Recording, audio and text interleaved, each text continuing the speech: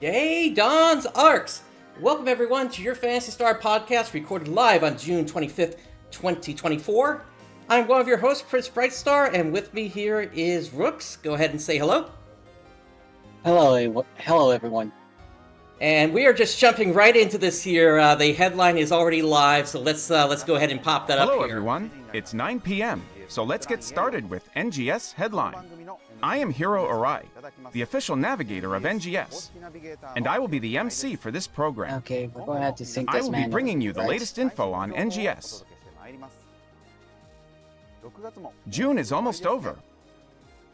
Next month, on the 4th of July, PSO2 will celebrate the 12th anniversary of the PC version's launch in Japan.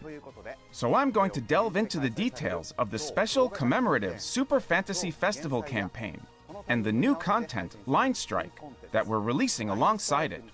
So stay tuned and get hyped. Now once again, this program is to inform players about the current operation and upcoming updates of Sega's online RPG, PSO2 New Genesis, also known as NGS. We will also share details about exciting campaigns and peripheral information, and discuss the present and future of NGS for our players. Yeah, Betsujin, those have been the same since the start of Day Dawns ARKS, so yeah, maybe at some point we'll change those out. On the Japanese NGS YouTube channel.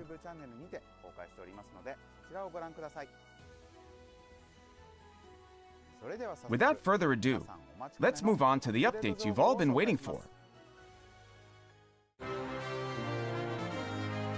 NGS Hot Information. It's interesting that they chose to use Harriet for the we would third like to share anniversary some information image. about the July Yeah. updates. Let's start with the video. So we knew Line Strike was coming. Oh, this is Gal Griffin. So did they port Gal Griffin then? I heard rumors.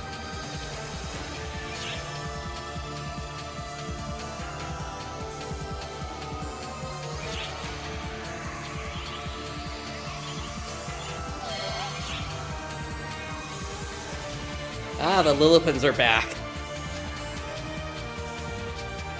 At least they're not forgotten anymore.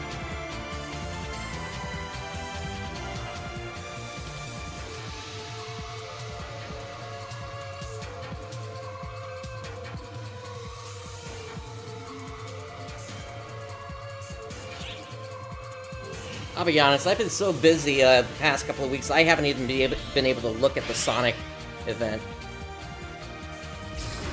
Twin-horned Raven.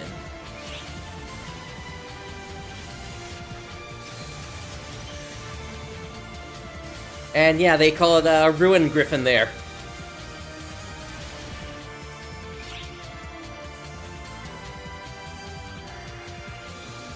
I am seriously wondering how they're explaining Ruin showing up here.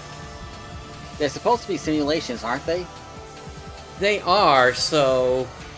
Yeah, and I don't see the blue filter, or scan lines that we typically see in a VR thing. Maybe it escaped?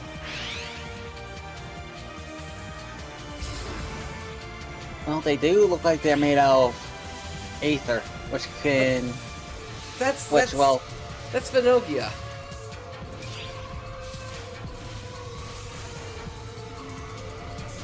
Yeah, that is not the Vera version either.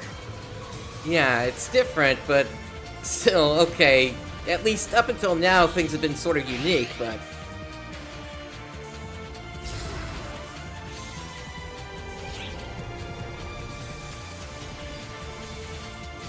Okay, this is the buffed version of Aegis. Coming back again.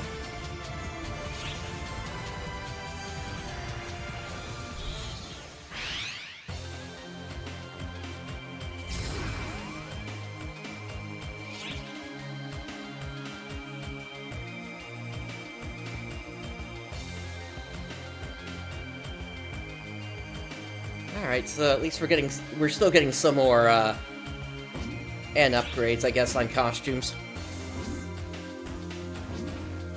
Yes, but I have a feeling these aren't going to be as popular as the previous ones. Well, of course, given the history of Episode 5.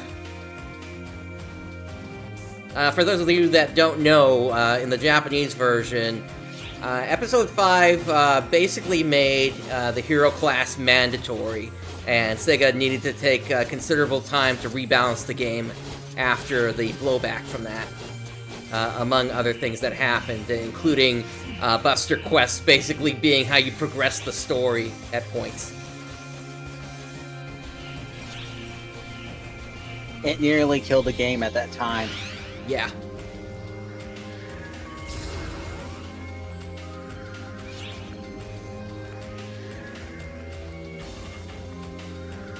Oh my goodness, they're bringing that stuff back. The end bold, finally.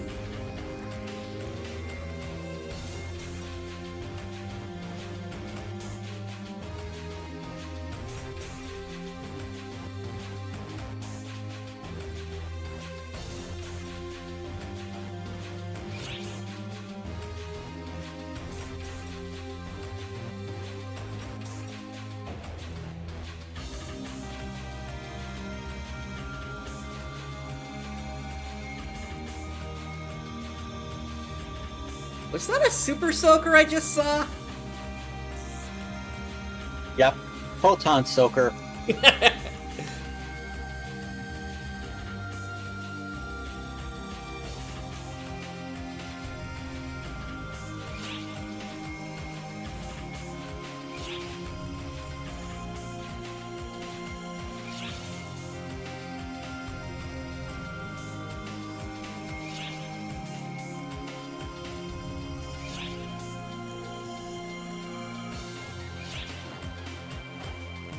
Okay, I have no personal interest in that, but that's going to be interesting seeing wandering around.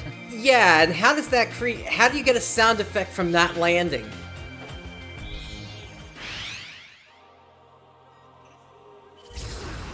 They're playing the Card Revolution music, but we gotta see if this actually has earned the right of being considered better than Card Revolution.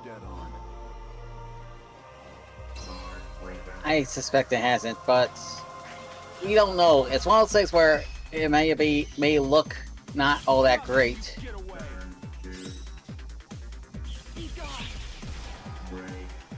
As I said, it may look like it's not all that great from here, but it may actually be more fun in actual practice. Yeah, we gotta get our hands on it, that's for certain.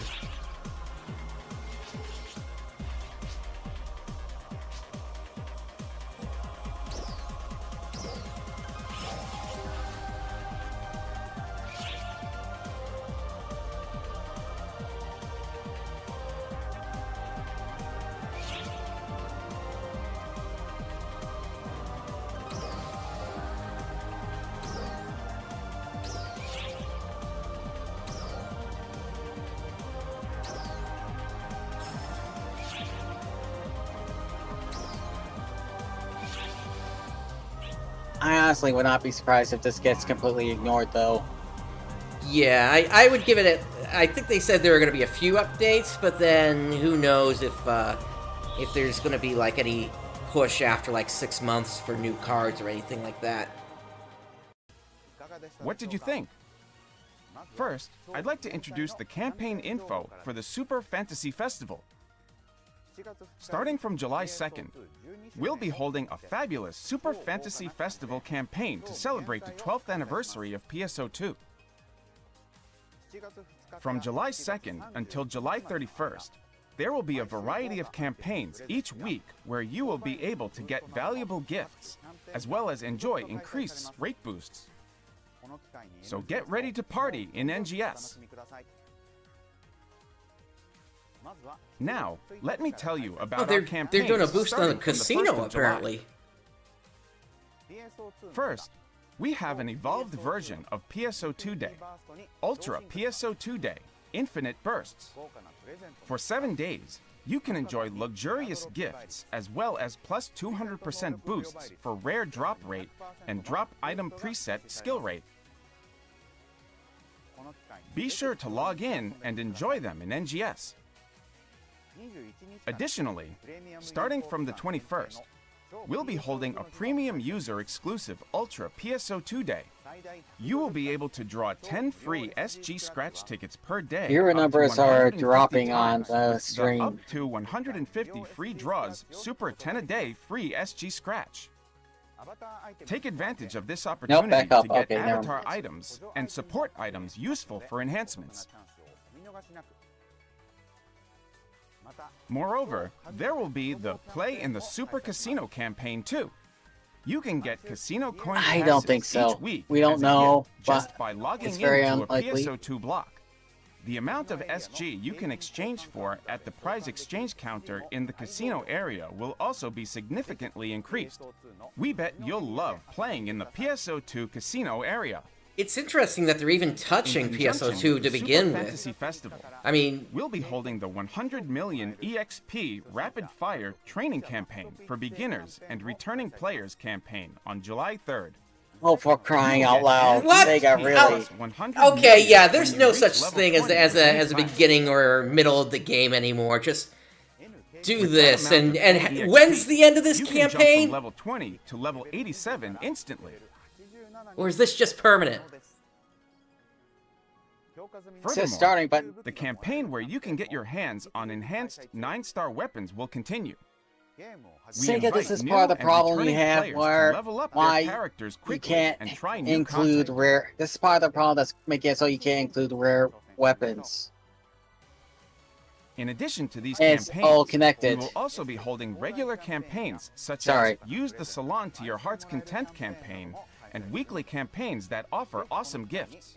We hope you will fully enjoy NGS during this period. Just get rid of the levels. There's no point Super now. Treasure Scratch will start on July 10. For the first time ever, this treasure I mean, scratch wasn't the will whole part run of the for story 3 what weeks. to get players through Rake up as many to treasure level cap scratch tickets pass, as you can and now they're via just giving us a daily ticket? tasks and urgent quests. Don't miss the emote, Episode Oracle 1, and other scratch count bonuses too. I mean, I can use it on another class, but Plus, still. we'll be running pre-announced urgent quests at the same time, where you will be able to complete each of them twice. From July 17th, we will have a Super Item Enhancement Support campaign. Augmentation success rate and preset skill enhanced success rate. Yeah, will have a Betsagen. significant Yeah, increase of they plus completely 50%. outdone And there will whatever be Gaiden had substantial done discounts before. on the various N Meseta requirements for enhancement. This is a great opportunity to enhance all of your items. This is probably a response to new players not Sounds like another really bundle of sticking campaigns around. offering bunches of goodies. Moving on, let's look at the update overview with these slides. The Super Fantasy Festival begins on July 3rd. Central City will be illuminated, and region mags will be adorned with special decorations. Coming to celebrate the 12th anniversary with us are the Ceremo Rappies, who appear all over Halpha. For this seasonal event, our navigator Shiandi will have on her summer dress. It seems that Shiandi is investigating the movements of enemies that spawn in Halpha and the mysterious organism known as Lillipans that only appear during this period. Be sure to hear what she has to say and help her out.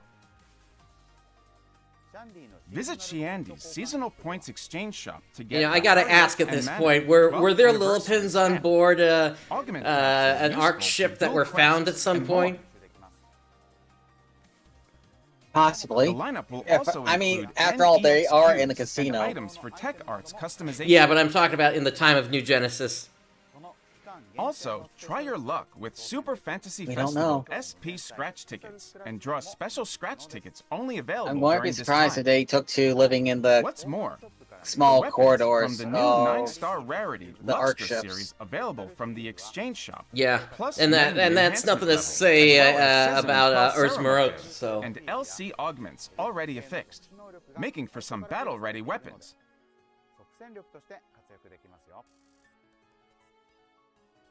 We hope you'll enjoy various quests with the equipment you get at the exchange shop. Limited time tasks and title tasks will also be added to coincide with the Super Fantasy Festival. Complete these tasks to earn N-Master Cubes, Arms Refiner 2, and the Luxtra Almaty Weapon Camo. Next, get ready for the new limited time quest, the Twin-Horned Raven from Beyond.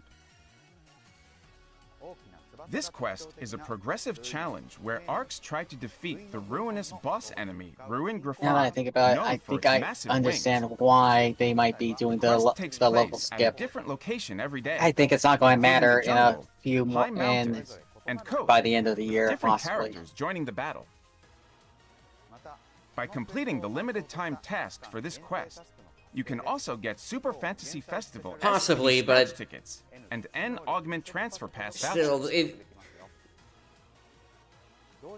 it just kind of invalidates the whole journey of chapter 1 to, or rather chapter 2 to 5, effectively, various attacks. in terms of difficulty.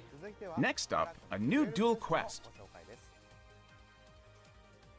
In our latest edition, Duel Phase 5, you will face off one-on-one against Venogia. And at this point, dual quests really exist just to be farmed. Appeared in the story quests. If you fought this guy at all, you know how to beat him. Venogia's wide variety of actions to defeat it. By completing the title task achieved, Yeah, they might have added a few more attacks, but I'm not expecting too much change. Or the story character Mary. Moreover, you can also get valuable items such as vital gauge designs featuring the Kavaris leader quintuplets. Okay, if it's optional, that's at least a little bit better, but we'll see. And Master Cubes and more.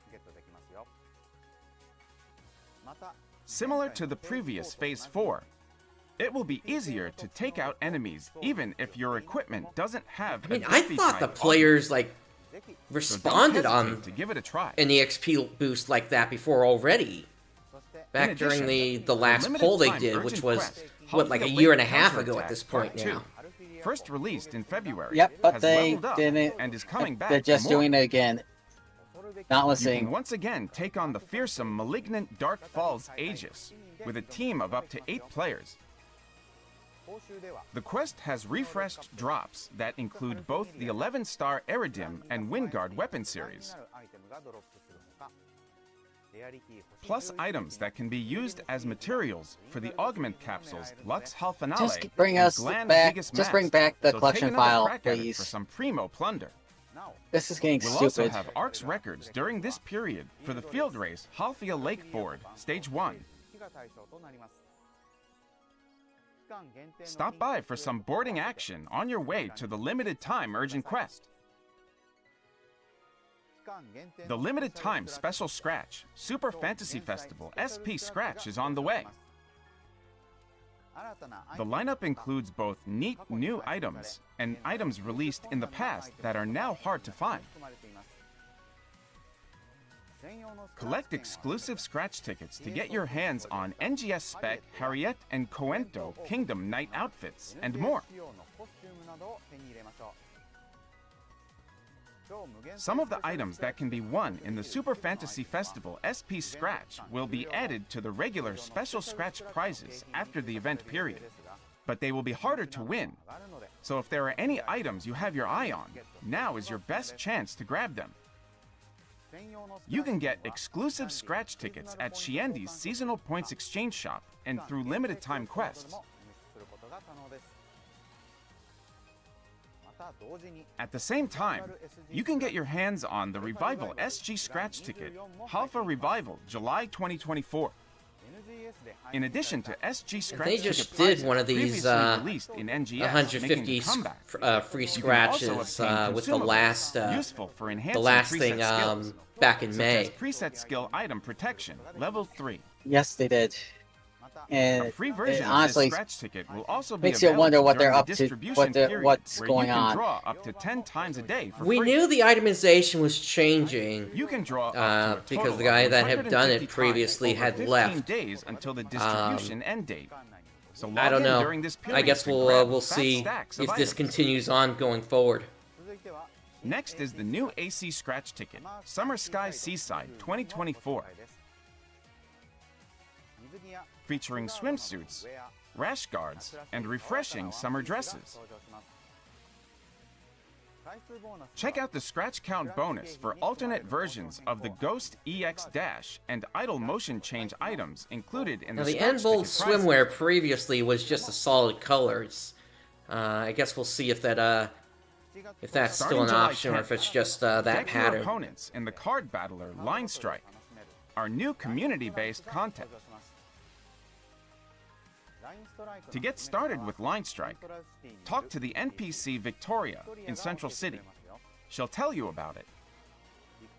Take on Victoria's side task for a practical introduction to the basic rules of the game. You can also get card scratch vouchers by completing Line Strike-related limited time tasks and title tasks.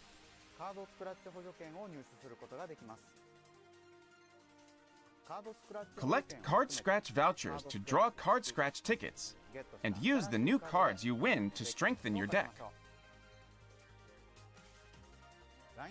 There are various battle modes in Line Strike. NPC Battle is perfect for practicing and testing your skills. Ranked Battle lets you I'm glad compete that they're at against least players releasing at this a on the similar skill level, 10th and while not Unranked Battle not lets the you jump 3rd. They into would a have gotten game caught without up in worrying about Final how it will Fantasy impact your 14's ratings. release And for you can Dawn use Trail. Free Battle to battle against an opponent of your choice, regardless of skill level. Play however you want to play. You can also view replays of your past Although battles apparently, and watch other players' with battles. Final Fantasy 14 Dawn Trail's delay of 1 week, apparently players that were playing At the start of the Elden match, Ring's you DLC and your apparently opponent's have found it ARKS to be IDs are extremely displayed difficult side by from what I'm side. hearing. Glam up your ARKS ID and impress your opponent. I've honestly haven't heard anything from Wolf, who's actually been playing it, What's so more, you can customize the Line Strike battle screen by setting up card sleeves and playmats.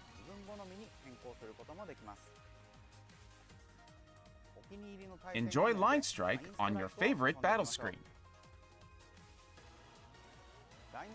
Along with the introduction of Line Strike, you'll also have access to a new build part, the Line Strike playing board. This build part has a built-in function that automatically launches a Line Strike free battle when 2 players sit down at it. Show that you want to play by having a seat in one of the chairs, and wait for an opponent to join you. It's available in red and blue, so pick whichever matches the decor of your creative space and enjoy Line Strike battles with your friends. There will also be an official creative space stocked with lots of Line Strike playing boards. Use it as a place to find opponents and meet up with friends. We'll also have an ARKS records during this period for the Trainia Broken World Rank 2. Be careful not to fall off the platforms, and aim to defeat the boss enemy that awaits you at the end. Next up is the AC Scratch Ticket 12th Anniversary Support Item Select, which was not shown in the video. what, did they not get enough It money? features the return of Anadi type Doesn't look like augments, it, and they're which raise all introducing stats, as Glam well as Gigas Mask consumables here. that will come in handy during your adventures.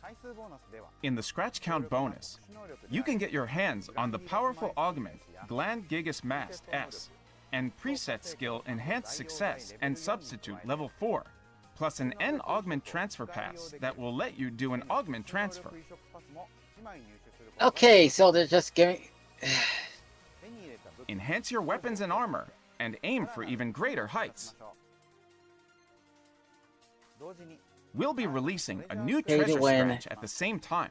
is a very bad look. This version, And it's Treasure one of the Scratch reasons why I 4, suspect all includes these optimal materials free-to-play for enhancing equipment, MMOs are tons dying. of support items, and valuable items like preset skill Enhanced Success and Substitute level 2. There's also Yeah, a and who super knows if they'll ever fabulous make Scratch another Count bonus lineup Phantasy with the Star Emo without it. Episode Oracle 1. I mean, there was SG Phantasy Legacy Star Coordination Nova, badge, hair, but- and more. Don't miss it.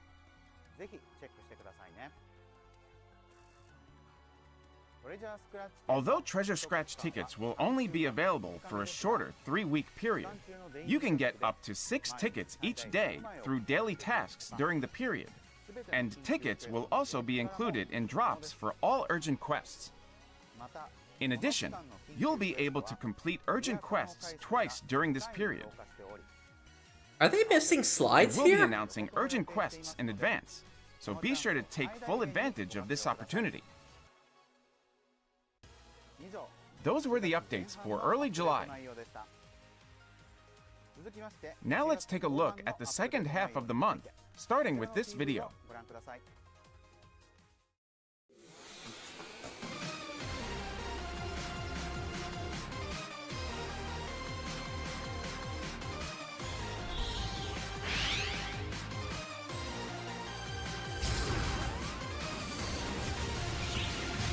So we're back to the unidentified regions again.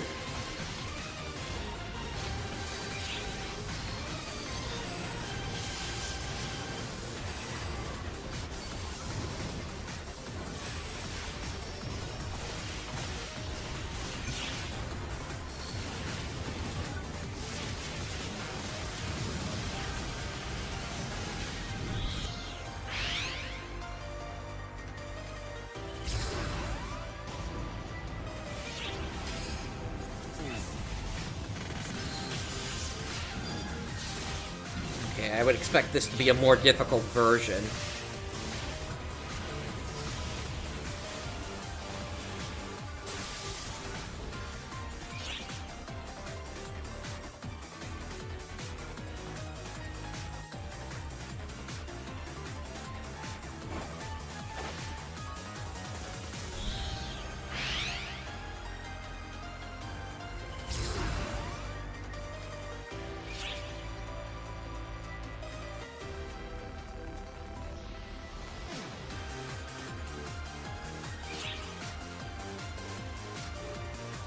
Okay, new endcast parts.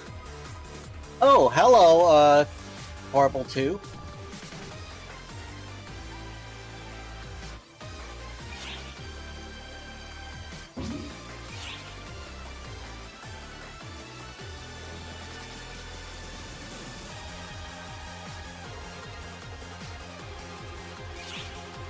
Or, I said I meant NGS spec PSO2 cast.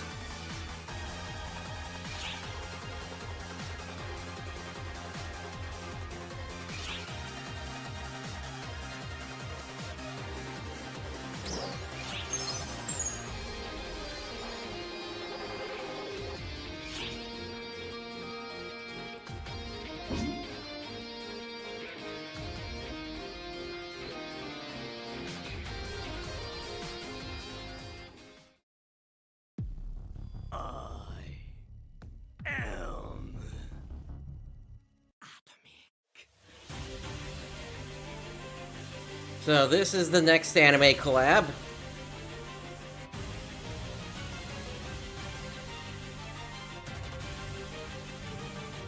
And it looks like Sega might have finally learned their lesson about the music, because last time we didn't have a problem. There's no problem this time either. NGS とのコラボの時が来た。 Yeah, 我らは they're not immune to the ID system.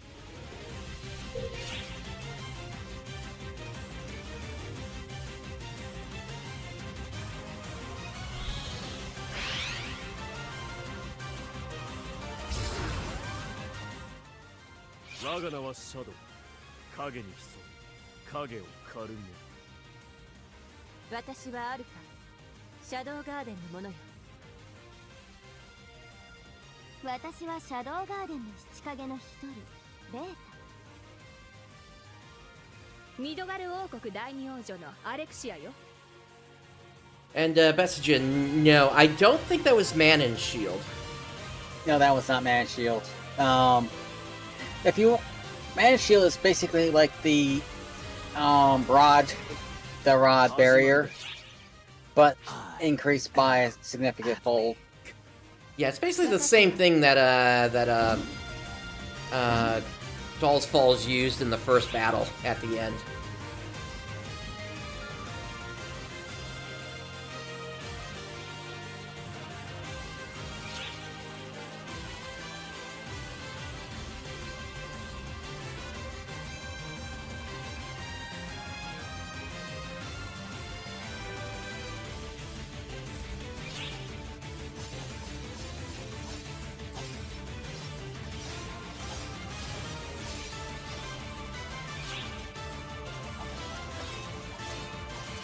Can't say I've ever heard of this anime before, so I don't even know what it's like.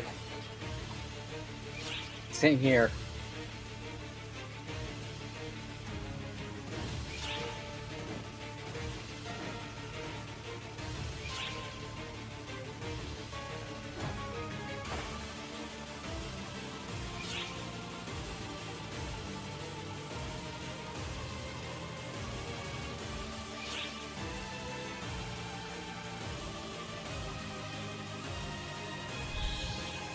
Betsujin, it has happened in the past.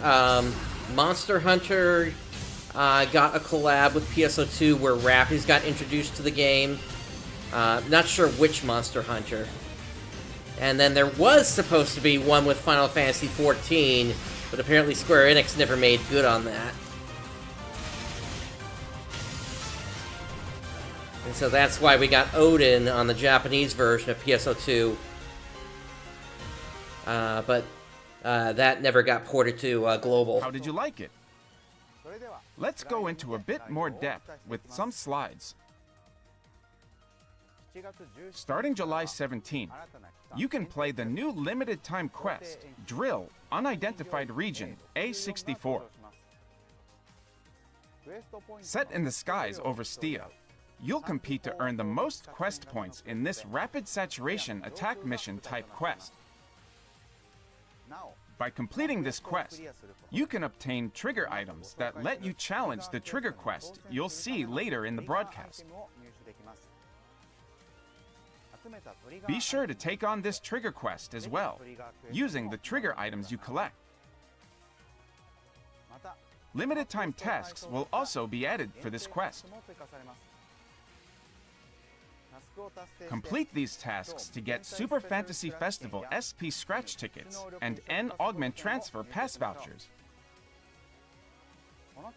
The ARKS records for this period will be for the field race, Dryson Plant Board, Stage 1.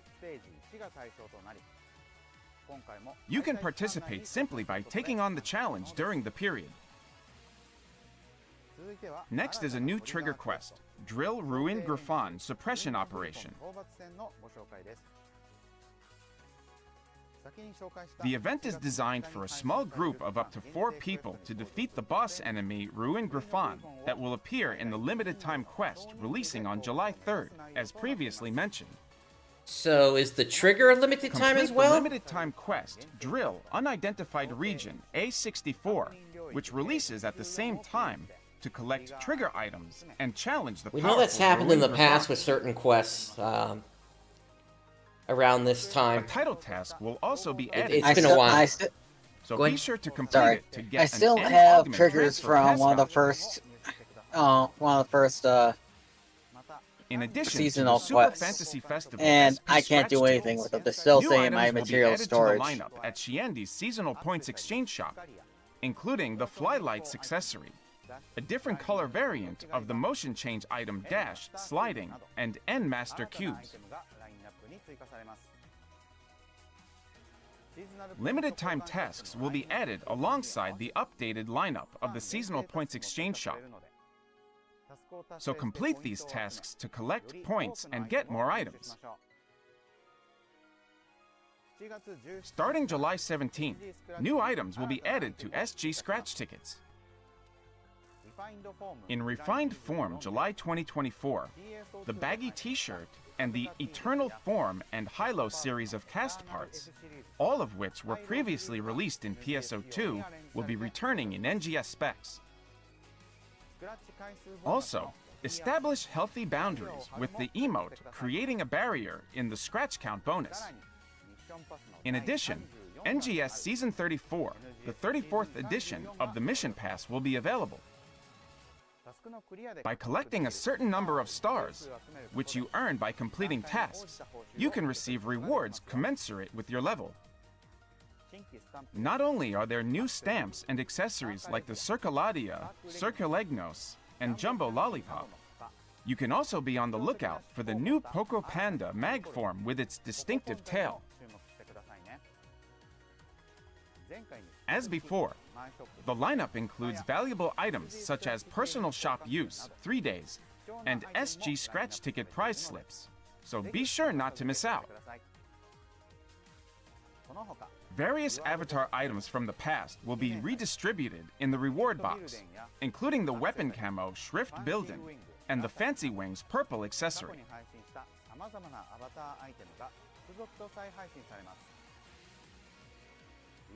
Try your hand at the tasks to get the reward box medal July 2024 and win all of the rewards. This information has already been released on various social networking sites. However, our collab with the TV anime, The Eminence in Shadow, goes live after the end of scheduled maintenance on July 17th. We are excited to present the first collab visual, fresh from the NGS artwork team, to commemorate this collab. Now, let me provide a brief introduction to the TV anime, The Eminence in Shadow. After being reincarnated in another world, Sid decides to have some fun within the world of Eminence in Shadow, and takes on the role of Shadow, the one who lurks in the shadows, the one who hunts down shadows. He leads an organization called the Shadow Garden, and together with the girls under his command, opposes an evil cult. However, At least it's a unbeknownst to Kadokawa Sid, the cult of Diablos, isekai, so the those fictional tend to at source least of be all better evil quality. he created, actually exists in the world. And so, Shadow Garden becomes engaged in a war with the cult. The story is based on Daisuke Aizawa's popular comic that has sold more than 6 million copies. The first season of this anime aired in 2022, and the second in 2023. There is also a brand new movie in the works. The AC Scratch ticket, The Eminence in Shadow style, arrives on July 17th, 2024.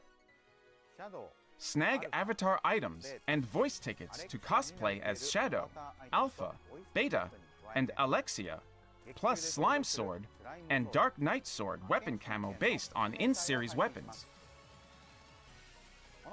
In addition, the Scratch ticket will have tons of collab items, including build parts with collab visuals, a Shadow Garden ARKS ID Messaging, I background, could make voice-enabled an isekai happen if I really put my mind to it for the Guardian. Shadow, which recreates a memorable scene from the anime. Don't miss it. But wait, there's more. Log in during the collab period to get acrylic stand-style build parts of Shadow, Alpha, Beta, and Alexia as login bonuses. And I could do it through a mechanic we haven't seen in a long You're time. looking forward to our collaboration with this hit anime. On July 24th, Rank 3 will be added to Battle Dia Purple, Alio Intruders. As with Rank 1 and 2, this will be a series of battles against Starless Gigantics, but the enemy level has been raised to 94, so please make sure you are fully prepared for battle, including enhancing all of your equipment. Title tasks will also be added along with this Battle Dia. Complete tasks to obtain N-Master Cubes and N-Augment Transfer Pass vouchers. We will also be holding ARKS records for the Trainia Wild Avalanche Rank 2. Grab your best class and take on a double team of 2 boss enemies at the same time. Doesn't look like it. I would expect new armor units in We have 2 in revival August. AC Scratch tickets for you. Layering wear Which for continues Type to make me 1 hesitant and to upgrade Type my 2, current as well units. as cast parts Yeah, I'm that still were using an released in the Octo past unit will at be this available point. Again. You can also get Lux Hal Finale S as the scratch count bonus, so be sure to check that out as well. You'll have heaps of items to try out in character creation. That's all for today's update information. But lastly, we have prepared a sneak peek of the new action system that was shown in the roadmap, so please take a look at it here.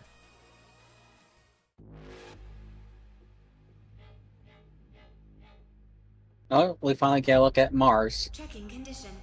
Yep. All systems green. Commence battle.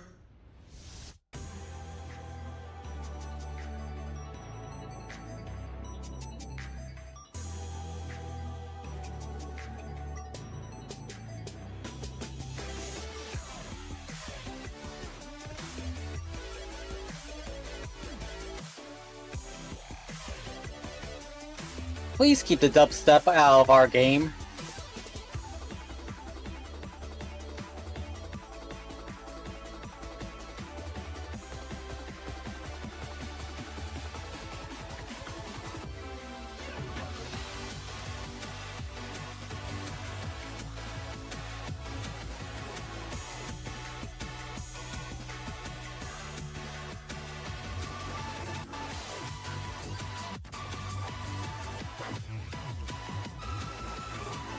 Activating overboost. Limiter removed. Eradication confirmed. Awaiting instruction. How did you like it? The new action system, Mars, will be available on the 31st of July. It's basically a new Dark Blast, as they previously We will mentioned. provide more details in our next broadcast. With a lot of So look SUV forward to that. influence. Yep. Moving on to the next segment. NGS Operation Report. For this segment, the NGS Operation Report, I, Hiro Arai, select questions and comments from the players to bring to the development and live operations teams and bring you their answers. I also have a letter from the developers to share with you. We will begin with the letter from the developers, a message from the dev team to the players. This time we also have a video message, so let's take a look. Hello to all the ARKs out there.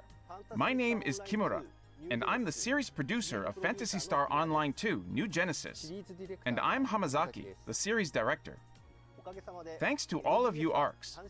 This year, we will celebrate the 3rd anniversary of NGS and the 12th anniversary of PSO2. As always, credit goes to all our dedicated ARKs defenders.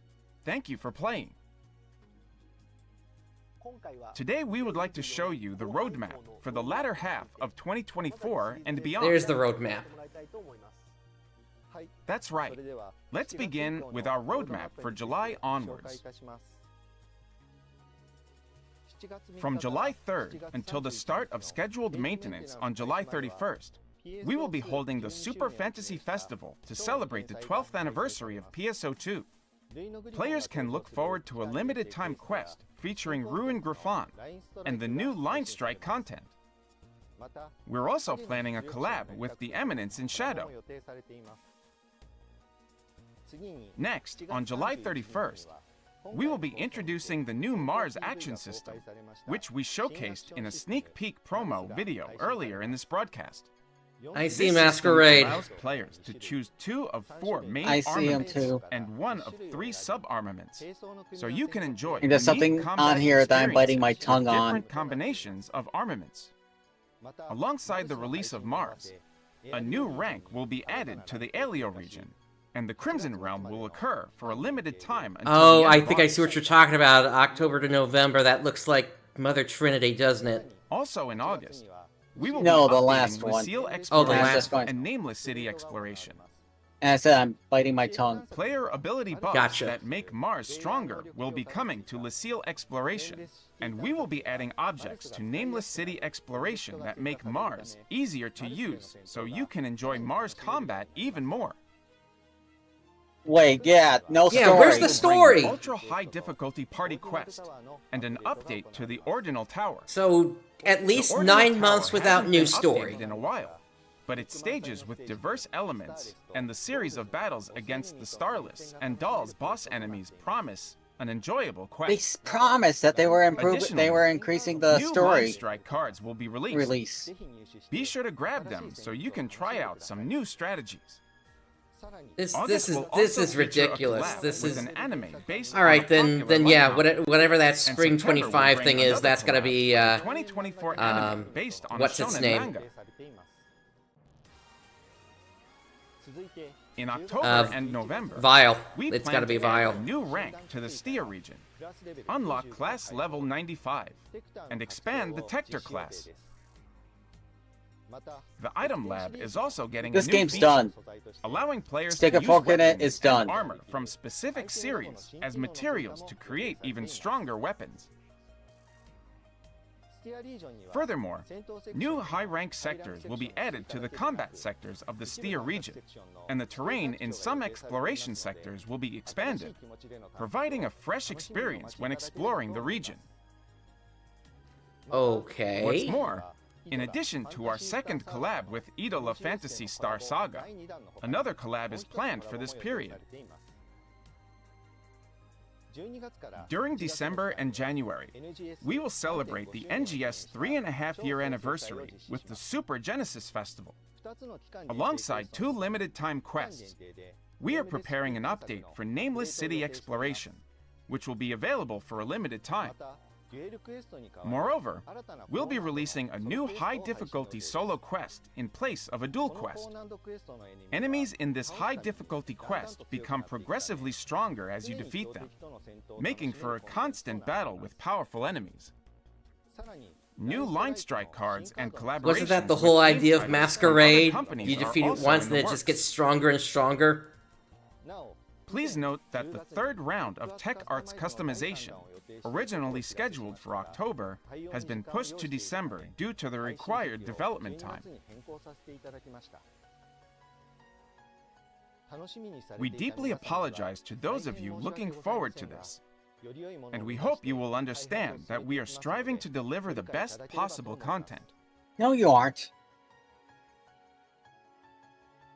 Yeah, just In This February is and absolute March, laziness. we will You're unlock dragging things class out. level 100 and introduce an urgent quest. Honestly, it's not the featuring a devs' new fault. I'm pretty large sure this is a starless boss mandate enemy. from the higher-ups at Sega. We are working to make this a quest where you can fight using all the actions added in previous updates, so we hope you'll take special note of that one. This concludes our roadmap from July 2024 to March 2025. As soon as we can provide more information, we will announce it through NGS Headline and other channels, so please stay tuned for more updates. We in the development and live ops teams will continue working together to make NGS even more accessible and more fun for everyone to play. We hope to continue working on the game for a long time to come, and hope all ARKs out there will come with us on the journey. yeah, whatever See they're you planning, again soon. they gotta show it off. That was a video message from series producer Kimura and series director Hamazaki. It seems the second half of 2024 will also be jam-packed with exciting content to look forward to. Whenever I have more details, I'll be sure to let you know through this broadcast. Moving on to the next section, I have answers from the development and live operations teams to players' questions and comments. Here is the first one. Could you allow more accessories and add more slots for makeup? Here is their answer. We have received numerous requests to increase the cost allowance for accessories and the number of slots for makeup patterns. While the possibility has been considered, extensive testing has shown that further increases could potentially result in errors or freezes. Therefore, to prioritize the stability of the game environment, we have decided not to implement these changes at the present time. Xbox One and That was their PS4 answer. limitations. Yep. We have received many requests for this, but it seems that it would be difficult to accommodate without affecting everyone's enjoyment of the game. We appreciate your understanding. And I'm going to say that Let's many move on to the next Japanese question. players haven't upgraded to PlayStation 5. Are there any plans to release a soundtrack for NGS after Caveris? Here is their answer. In response to players' requests, we are indeed planning to release a new soundtrack. Additionally, we are also working to make the existing PSO2 soundtrack available on music streaming platforms, so be sure to keep an eye out for that. That was their answer. This is also something we have received many requests for. I too look forward to being able to listen to my favorite songs anytime I want, Be on the lookout for more information. Let's move on to the next question. The animation for eating quick food is too long. Can you make it shorter? You don't have to make it Here's shorter. their All you have answer. to do is make it abortable. To make things more convenient, we are planning to shorten the eating animation in a future update. You don't have to shorten it. You just have to make We are it so that also the player can working cancel on out of allowing it. players to move Yep. immediately when inputting movement keys during an animation. That was their answer. Let's move on to the next question. How do I get line strike cards? Here is their answer. As a general rule, I have a question. line Where's the strike story? cards are available through exclusive card scratch tickets. You will need 10 card scratch vouchers for one scratch ticket. You know, can if get we up to all 300 said card scratch all vouchers en masse per week posted through a card question like battles that other than free to battles. to X, I wonder if by we would actually completing get a titles response and out of certain Sega. tasks, you can earn rewards in excess Maybe yes, of the maybe weekly no. limit. If you want more card scratch tickets beyond that, they are available for purchase in the AC shop. Furthermore, two 15-card sets will be sold as starter sets in the AC shop.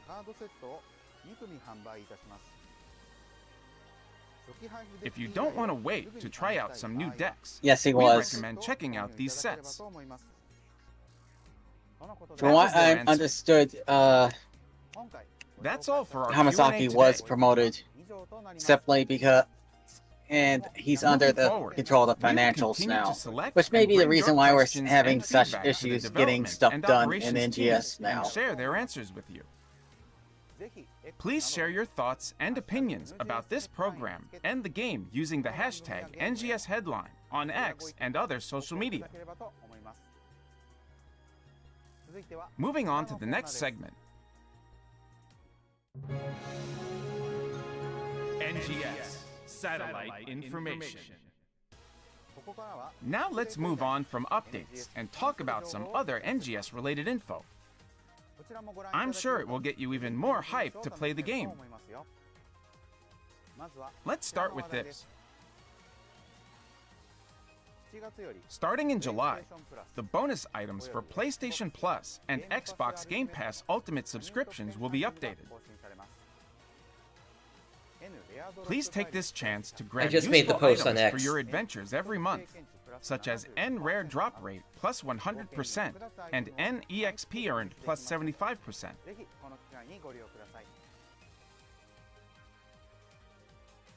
Now I've got some info on a new collab. NGS will be collaborating with the TV anime Shangri-La Frontier. Mark it on your calendar for August. In addition to avatar items for Sunraku, Saiger Zero, Well, Arthur This Pencil is a God, good and anime. I've seen Oikatsu, this one. we'll be releasing tons of other Oh, collab okay. items, including paint-type portable holograms It's inspired by it's the a clan VR march, MMO. voice-enabled chat stamps with quotes from memorable scenes, and weapon camo. Super Batter, I suspect they are, well, you know, I'll Check wait out till the we're next done headline for more with the headline details. before I state my theory about what's going on. Let me provide a brief introduction to the Shangri-La Frontier TV anime. This is the ultimate game plus fantasy adventure story about a lover of trash games who takes on one of the greatest games ever made. Based on the popular web novel by Katerina, this is a new kind of adventure that tells its story through the lens of a common type of game experience, evoking the excitement of a new adventure for both adults immersed in memories of the past and young people living on the cutting edge of technology. That's all for this episode of NGS Headline. We look forward to seeing more of your thoughts in response to future NGS Headline episodes. Feel free to share your opinions on the game, feedback on the program, and messages of support. for the Messaging, it might as well be development and at this operations rate. Don't forget to include hashtag NGS Headline and post it on X. Yeah, I really As a can't defend it. representative of the I, users, I will I've said in the continue to past work it's with the at least got a development decent team battle to make system, but NGS a more enjoyable game for everyone. And I look forward to your I'm really at a continued loss support. for words here. The next episode of NGS Headline will be released on Tuesday, July Unless they're just 23rd. not announcing story anymore. We will primarily be focusing on the updates scheduled for August. Don't forget to like and subscribe.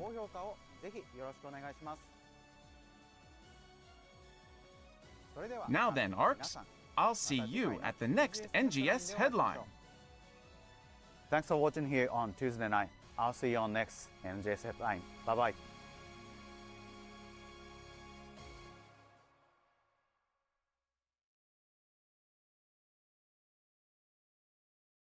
All right.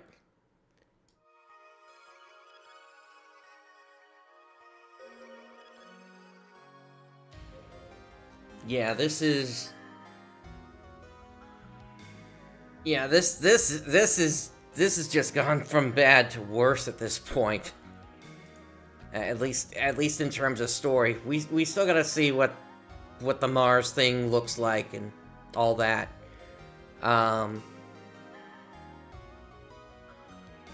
Doesn't look like there was anything extra on the Japanese side aside from a bit cache thing. So, I suspect... Okay, so this is what my theory is. I suspect Sega is basically going to kill off the NGS story at this point. They're realizing people aren't enthralled with the Starless. That's their fault, because they created a copy and paste of the of the dolls. So at this point, I'm not surprised. What I suspect is that what we're getting. Okay, you already said it. That final image is likely Veil. That is likely Dark Falls Veil. And yes, we're probably finishing the current story of NGS, the current arc, immediately, because they realize it's bad. The current setting and everything's bad, and I think we're going to get a major update to NGS soon. Afterwards. Or they're going to go end of service. And One of the release two. fast. Sorry. Sorry, go ahead. What did you say? Yeah, one of the two is going to happen here, and yeah, this is ridiculous. I mean, at least with Chapter 6, we got a new story part every 2 or 4 months, but this 9 months without story is what is Sega thinking at this point? There is also the possibility the story's not announced, but I'm doubting that. One of the things I've said before is we cannot count on. We can basically take Sega for their word. What they're releasing is what they're going to release. Basically.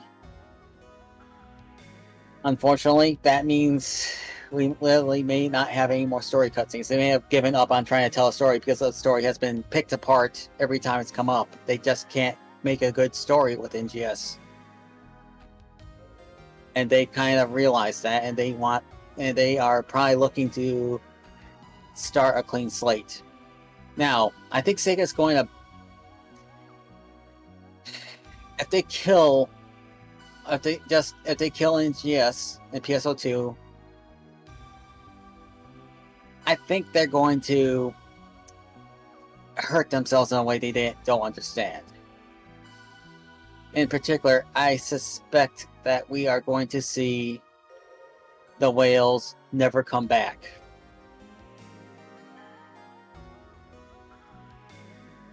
Could very well be. How do I put this? I think a lot of the whales are not quite aware of the concept that that Phantasy Star series is a series. The Phantasy Star Online series is a series because games end. Okay.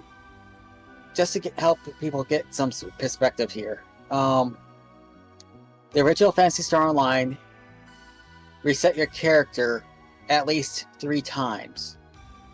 The first time was when they went from the Dreamcast to episode 1 and 2.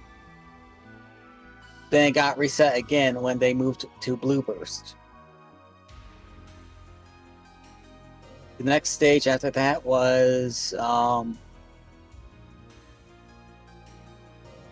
well, basically, we then moved on to Universe. And then you lost your Universe character when we moved on to Phantasy Star Online 2.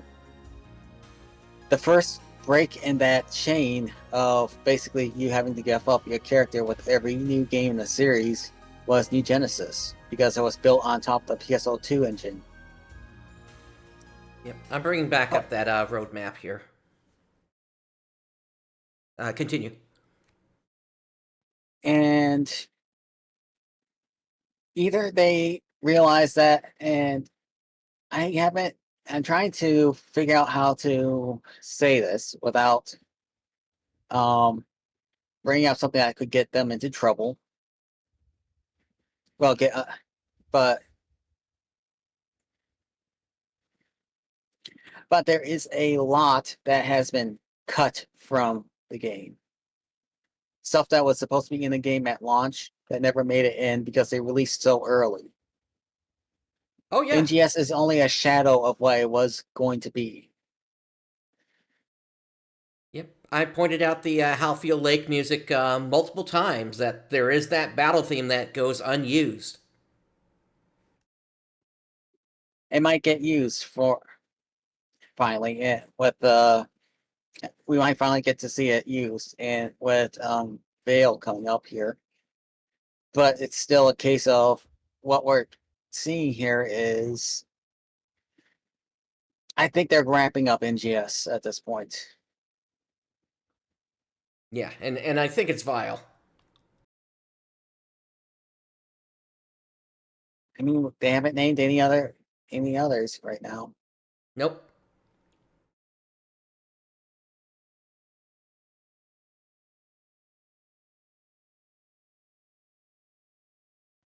Yeah. And what's Go ahead. It's just going 9 months without any story whatsoever. I mean, at this point, I think this is gonna full on just kill my Secrets of New Genesis series, because I got nothing to work with now. Pretty much. I'm pretty sure Zio's not going to be happy either once he gets a good look at it. And as I said, I suspect this is because they have not had much success in actually telling the story of NGS. No one so far.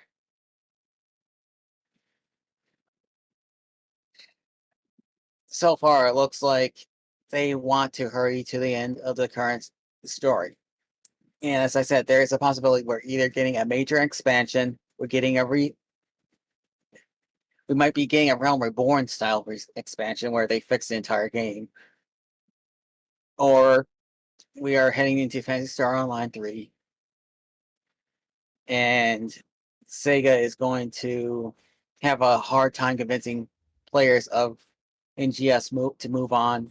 Well, so they're going to have a hard time convincing the whales to move on to that game because they would have been burned by NGS's closure. And it could actually be I'm looking at our chat here, and they bring up a really good point about the Xbox and the PlayStation 4, specifically that they're basically holding off the game from getting further optimizations. And if there really is a major upgrade coming, those systems won't be able to handle what is coming. Just like how they had to kill the Vita version before New Genesis could launch. Yep. Though at the same time, we're assuming that's the issue. It might be an engine, it may be an actual engine's instability that's holding it back. They may be hitting the edges of what this engine can handle. And if that's the case, then it's time to move on to a new engine. The question is, will they be able to implement that into PSO2 as it were, just and have us just move blocks again, or is it going to actually require a brand new executable to launch? Because here's the thing: when you go back and forth between New Genesis and PSO2, it's actually launching a separate executable file. I don't know if you've ever looked at the at how the files are laid I noticed. I noticed. It's one of those things where, yeah, there are Unreal Engine 5 PSL rumors, and I'm not against the idea. And from what I've seen, Unreal Engine 5 is an amazing engine. It would make the game look amazing, but I also suspect there would be a lot of trouble. Yeah, I mean, it would ramp up the system requirements again. And the Japanese side has difficulty keeping up with technology nowadays. Used to be the exact opposite. They used to be significantly ahead of everyone else. Not anymore, unfortunately.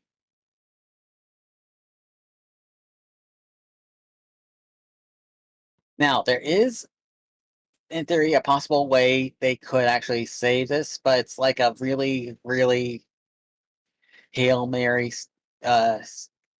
throw.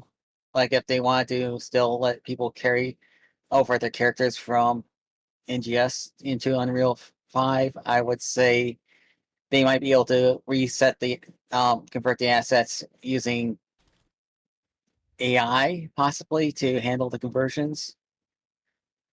But at the same time,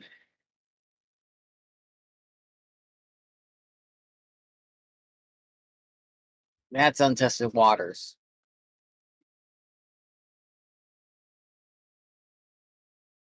Yeah, it's I don't know how much AI can really help in terms of whatever they might be thinking. I mean,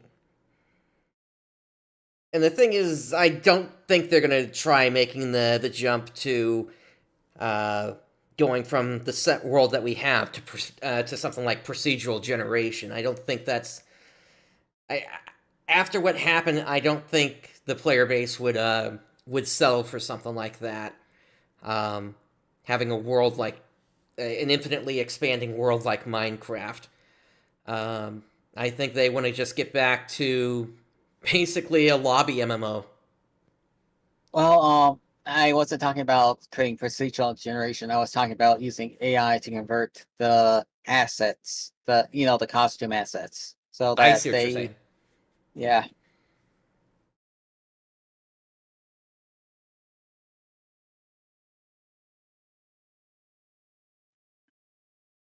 But that is a question. But it's a question if they are using Unreal 5 for the next PSO, or that is for a different project.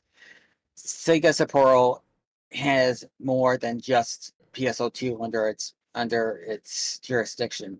So they may be hiring Unreal Engine 5 developers, but but that doesn't necessarily mean it's for Phantasy Star Online. Yep. Wait a second. Can't I'm pretty sure that NGS can do DirectX 12 calm. I think it can. I'm I'm not sure. I haven't looked at like the code or anything like that to see what it's able to do or not. That I would leave that to others in the community to say if that's a thing.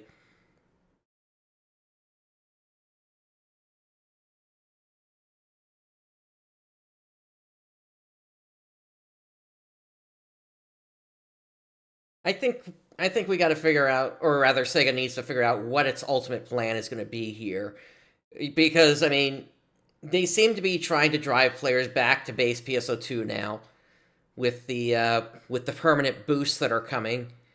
At least as of right now, we haven't seen anything about permanent boosts for New Genesis aside from, today's super ticket for experience.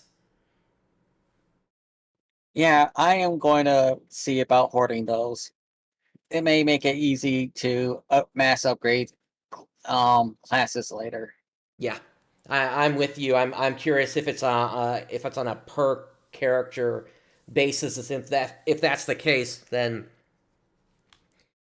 since I've got like 10 characters, I'll just sort them from the others and then drop them all onto my main character, and there go all the titles.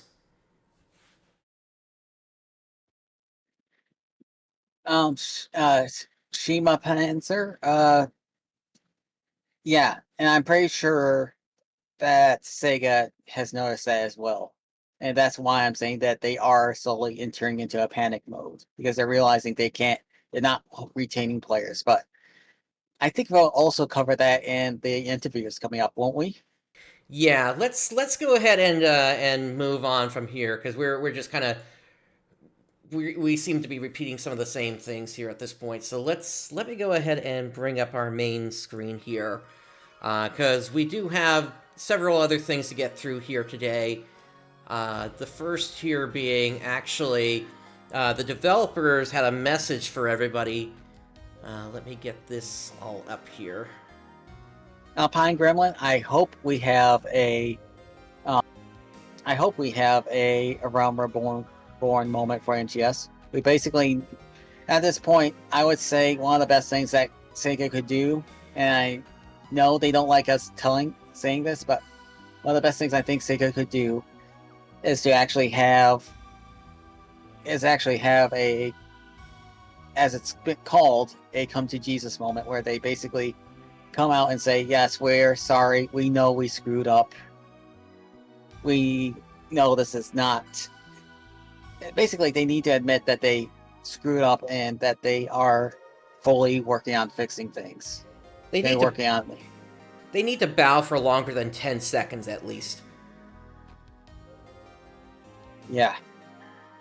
That's how they say they're sorry in that culture.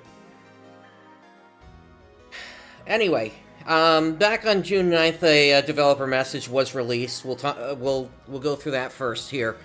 So on June 9th, 2024, PSO2 New Genesis NGS version 2 celebrated the 3rd anniversary of its launch. They would like to take the opportunity to thank all the ARKS defenders out there for continuing to enjoy the game. Without you, none of this would be possible.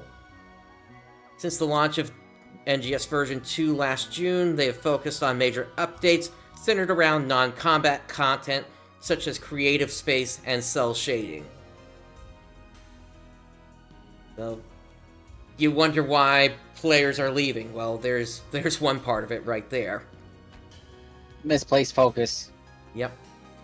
As for combat-related content, they introduced Lucille Exploration in Dark Falls Solace in August 2023, and Dark Falls Dalian in April 2024. They hope we have enjoyed fighting the new Dark Falls class Starless. I've mostly ignored them. Yeah, I'm basically in the same boat here. Furthermore, in Lucille Exploration in April 2024, we achieved all-ship matchmaking for the first time in NGS. This feature offers a chance for ARKS from different ships to play NGS together. They are considering expanding all-ship matchmaking to other quests in the future, so be sure to stay tuned for further updates. In addition, just recently on June 5th, they released the long-awaited new field Nameless City.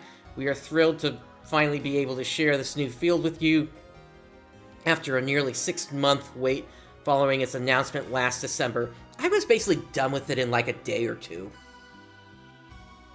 That's the big problem with it, yes. I absolutely love that we have a city now, but it's empty. You don't have NPCs. It's basically a dead city.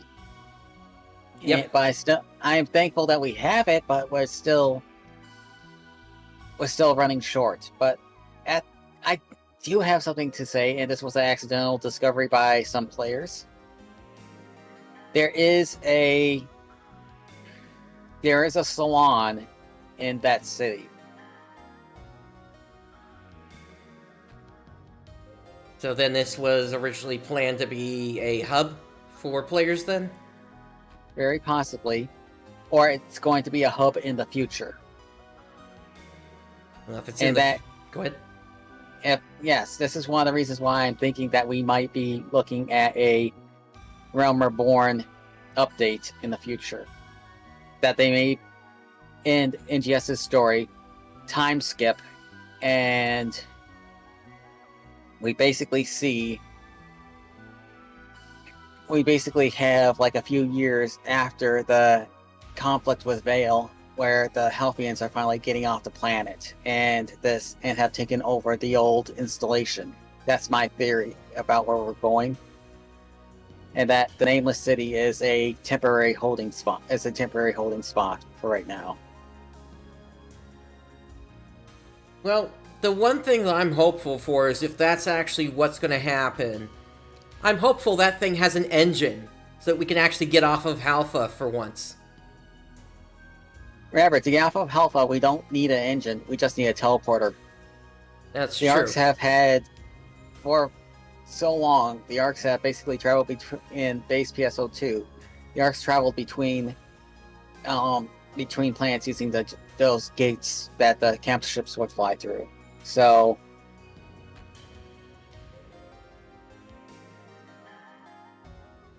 yeah, that is a good point. technically, we don't have to leave Halpha to visit the rest of the universe as long as those gates can be turned on. If they even still exist. I suppose maybe they could adapt the crashed magnetic transportation thing in Vertem to do that, but we'll have to see.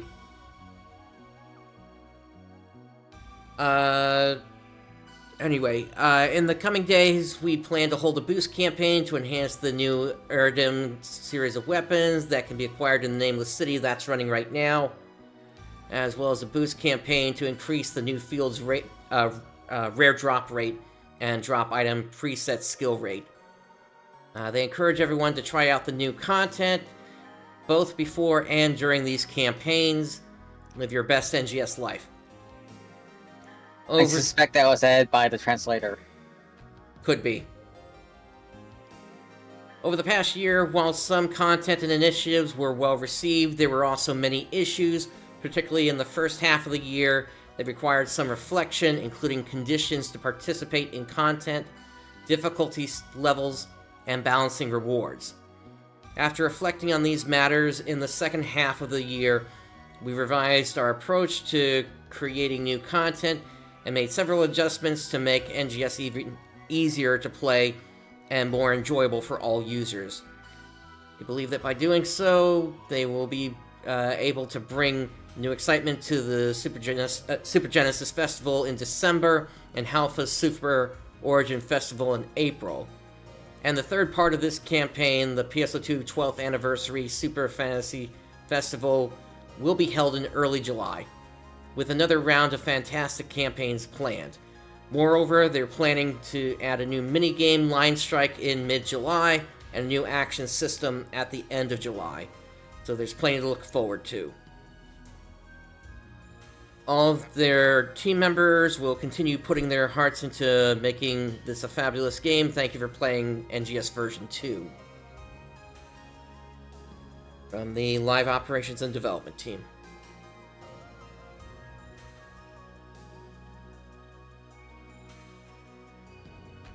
Yeah.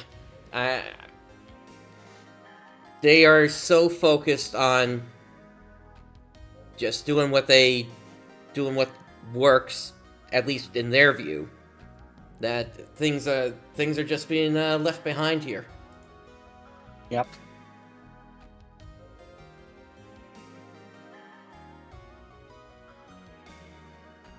Alright, let's move on to the rest of the stuff here that's happened on the website. So, they did roll out the Augment Transfer and N Augment Transfer Pass. And so basically this is how you're able to move augments from one weapon or unit to another. And then the thing to keep in mind is with the transfer passes themselves, if you start with the Eridim weapon series, you're able to transfer them over to another weapon without transfer passes. So, I could see that being the reason why players continue to visit the Nameless City, just so that they can build up a stockpile of weapons. But at the same time, and again, they still haven't officially announced this yet, but if they're going to end of life the game anytime soon, then it comes to the question of, okay, just how many do you actually need to build up before the end of the game? Exactly. And that's also why they don't actually announce the end of life, because if players know that the game's going to end, what's the point of actually doing anything beyond what is necessary to prepare for the final fight? Yep.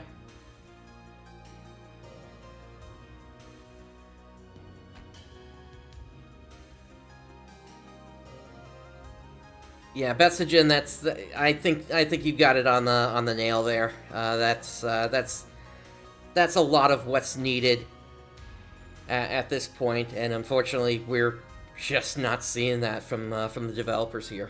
May I talk about the whole loot issue? Go ahead. The reason they can't actually produce anything interesting is because of how they have killed progression off. And I know that sounds weird, but what they've done is, by getting rid of making it so that the players rush to the end game as quickly as possible, there is no need for everything beyond in between the top tier weapons and equipment and the low tier equipment. New players have no reason to care about that stuff. That's why you can't sell it on the market. That's why why whenever you get anything that's not a 11 star, you immediately chuck it into the trash. Why it's more of an annoyance to have these items appear.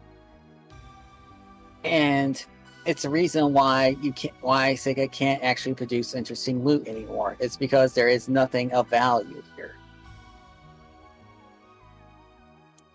Exactly, there is no gradient between best in slot and everything else. It's basically, if it's not best in slot gear, it's garbage. And because we're all being rushed towards end game instead of having that journey where you're working on building up to end game. A lot of players think that the end game is just where all players should just rest, but it's not. You need to have that slow progression, because otherwise if Zantz were here, he would actually be able to help explain this better, but it's the reason why the original PSO could survive even though without updates. It was because of that gradual progression because there was that gradual progression where you would always be excited about new loot dropping. Nowadays, if a weapon drops in any of these combat sectors, you know immediately it's garbage, because you know that the 11 stars can't drop there. And if you get anything like that, it's like, oh great, one more tick on my inventory that I have to worry about until I'm not able to pick up anything else, and I start having to pause and sell everything. This is why the current setup just doesn't work, and why Sega continues to shoot themselves in the foot by rushing the players to end game. Yeah. There needs to be that progression, period. Yeah, I totally agree. And here's the thing. For whatever reason, Sega seems to think they can only do the latest content at max level. That's not true. Sega, you did it in the past. You look back to PSO, you had normal, hard, very hard, and ultimate mode. Each of those could do every single quest, whether it was like end of episode content or stuck in the middle. You were able to play every single quest. The only thing that really changed were the rewards at the end of those quests. So there's no real excuse for why you've done it this way. Other than the current development team is so inexperienced that they can't balance things properly, or I hate saying this, there is laziness. There is laziness with the new hires that wasn't there with the old team. I completely agree on the laziness angle. Yeah, I mean, what is it that's holding them back from doing what they did in the past? That's what I want to know. Not much. They have given us excuses, but those excuses kind of fall short when they are recycling everything. Really, what I suspect is that Daddy Sammy is trying to eat up as much of the cash income, and is not investing back into NGS to make it survivable. They're betting too much on the super games that are coming out and not enough on NGS Woo. It's basically part of the reason they're still able to stand.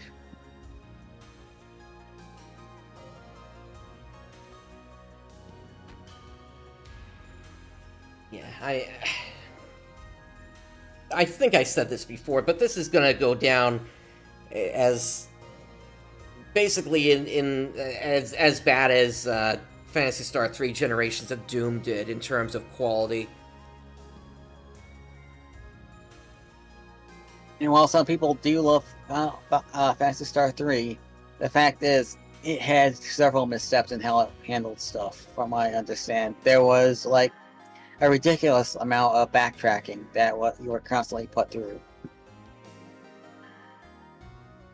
Not to mention, it went through the same thing that New Genesis did, a brand new development team, not headed up by the ones that did the original two games. It's basically its own entity.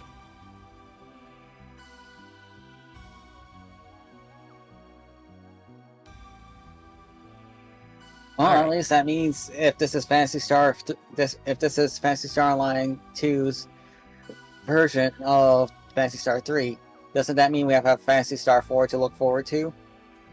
Wouldn't that be nice? Just they come out swinging with a hit with whatever the next game is going to be. Now, granted, given where they are right now, I am curious if they actually do have something in development. And if they do, how long after March or April are they going to actually release it?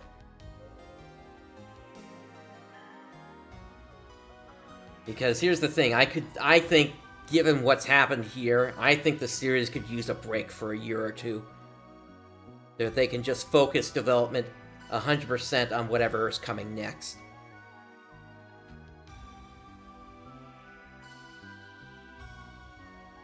Anyway, the other thing that they talk about here is the vouchers. You need to get 100 N Augment Transfer Pass vouchers in order to get an Augment Transfer Pass.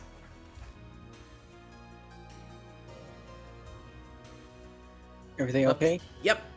And with that Transfer Pass, you can go ahead and that's when you're able to actually move things over. I still think that's too many. I think they should give you a transfer pass for at least 425 of the vouchers at most. Yeah, this was a problem in base PSO2 as well, where to get that last transfer for an 8 augment slot weapon, you basically needed to go with 100 passes, I think.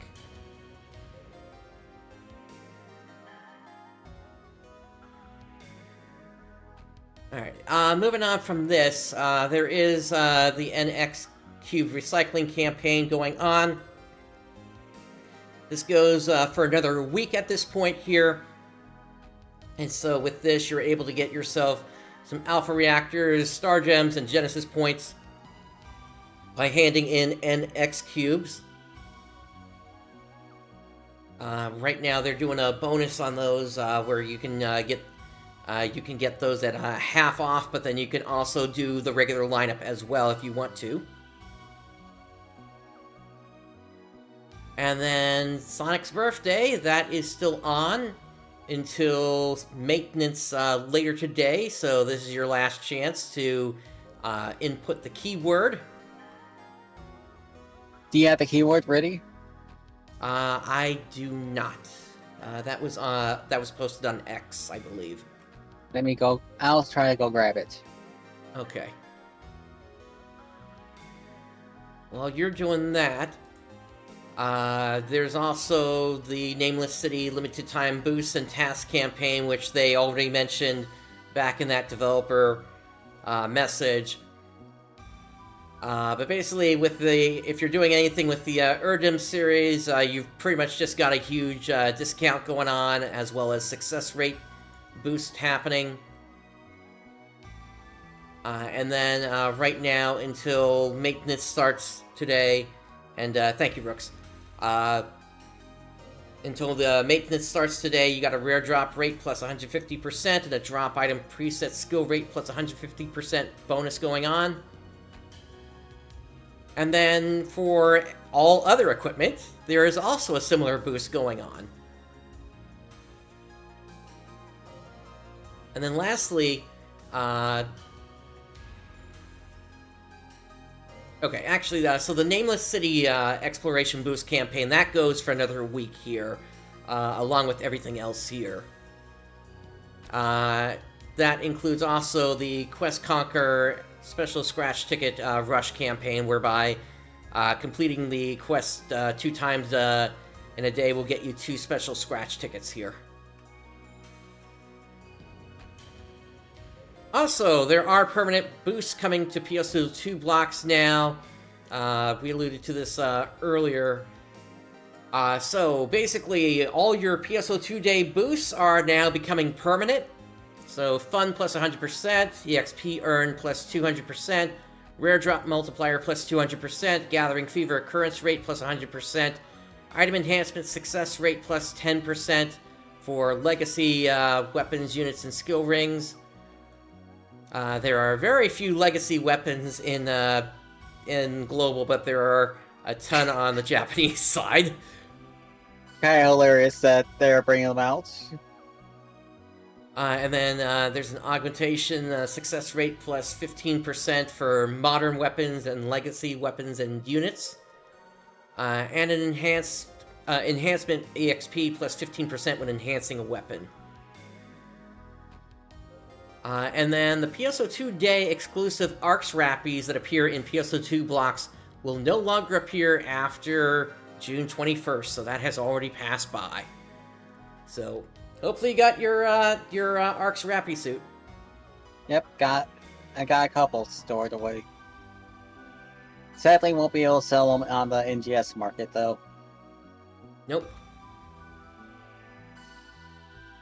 Alright, they've made a server announcement here for the maintenance that's coming up later today at 10 p.m. Eastern Time. There's apparently going to be a patch downloaded with this one. And then they've given us the times for the next 3 maintenances as well. And that leads us into the reduction in maintenance frequency and notification integration. So, to prioritize user player time, they've decided to reduce the frequency of scheduled maintenance on Wednesdays so that content releases that do not require it can be added to the game without conducting maintenance. Furthermore, maintenance information, which has been divided into several different announcements up to this point, will be revised so that all the information is integrated into one announcement. This is supposed to start in late July. And so, for basically the way things have been going up until now, you have the maintenance announcement, the end of maintenance announcement, cancellation of maintenance announcement, whenever that came up, and then update details, and then going forward it's just going to be a server maintenance announcement. My question to this is, does this mean players that want to transfer ships now have to wait a month? Very likely. Granted, I don't know how many players transfer ships at this point. In fact, it may be a moot point going forward if they actually are implementing all-ship matchmaking. At this point, I suspect that they are... I wouldn't be surprised if by the end of this they have started merging ships, because players will have started disappearing en masse. So they start having to put everyone on. But at the same time, I think this is basically because they also know they don't have much to hide about what's coming out either as well. Yeah, I get what you're saying in that. Let's see. The emote 1015 code Geass type 1 effect flying downwards diagonally. They confirmed a bug with that emote where its effect is flying downwards diagonally, and they're working to fix the issue. There is the premium set with fabulous bonus items. This goes until the end of maintenance on, or rather, until the start of maintenance on July 2nd. So for 3,000 AC, you get yourself a premium set 90-day, as well as an SG Legacy Coordination Badge hair, and a bonus Capsule High Kavar Domina S.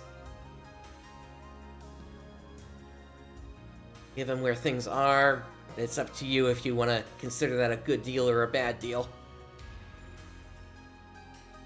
And then there is the Gear Up Your Class special campaign. That is going on until the start of maintenance on July 2nd as well. And through this, you're able to get fighter icon badges as well as gunner icon badges, along with the fighter and gunner commemorative plates, and an SG Legacy Coordination Badge pose. Alright, let's move on now to the two articles that came out. There is, first up, one from 4Gamer. So, basically, this is an interview that was conducted between 4Gamer and the developers. So, and we're just gonna... How do you want us to handle this? Honestly, I think we're just gonna have to kind of skim through this, because we've already covered, I think, a good bit of this. But there are some things that they do talk about here, so...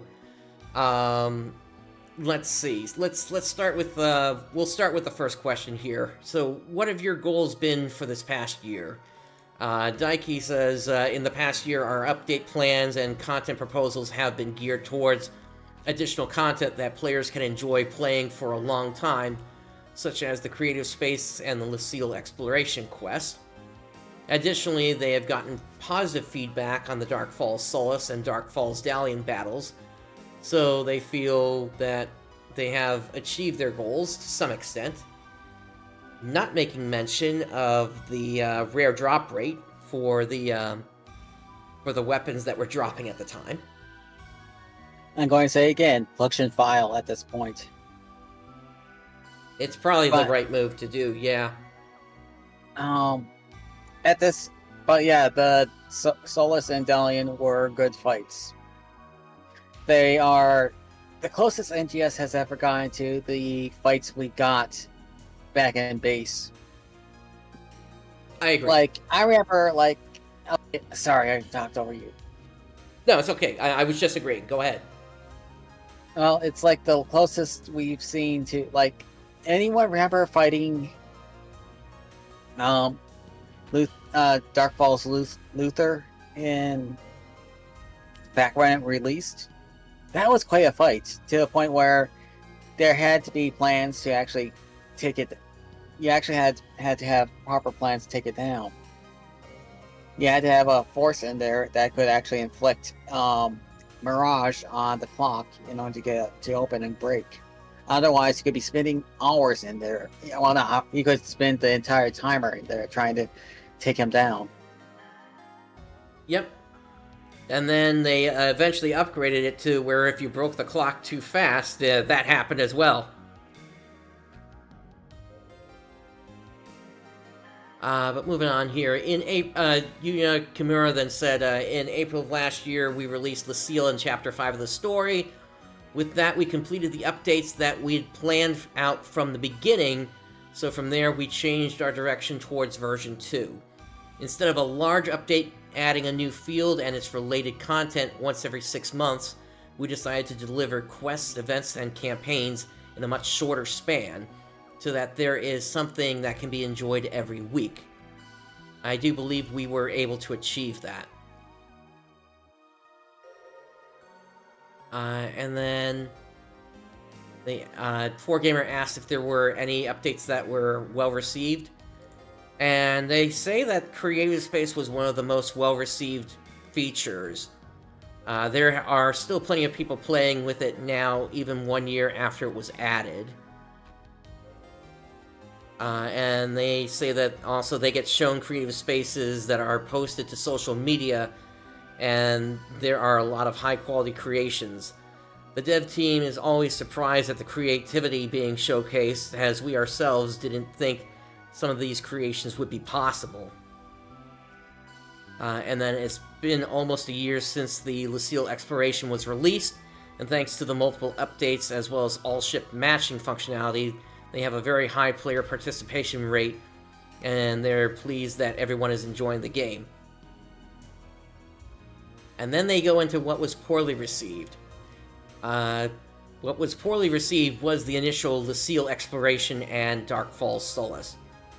They believe there were some complaints about the strict participation requirements and the distributed content being too difficult.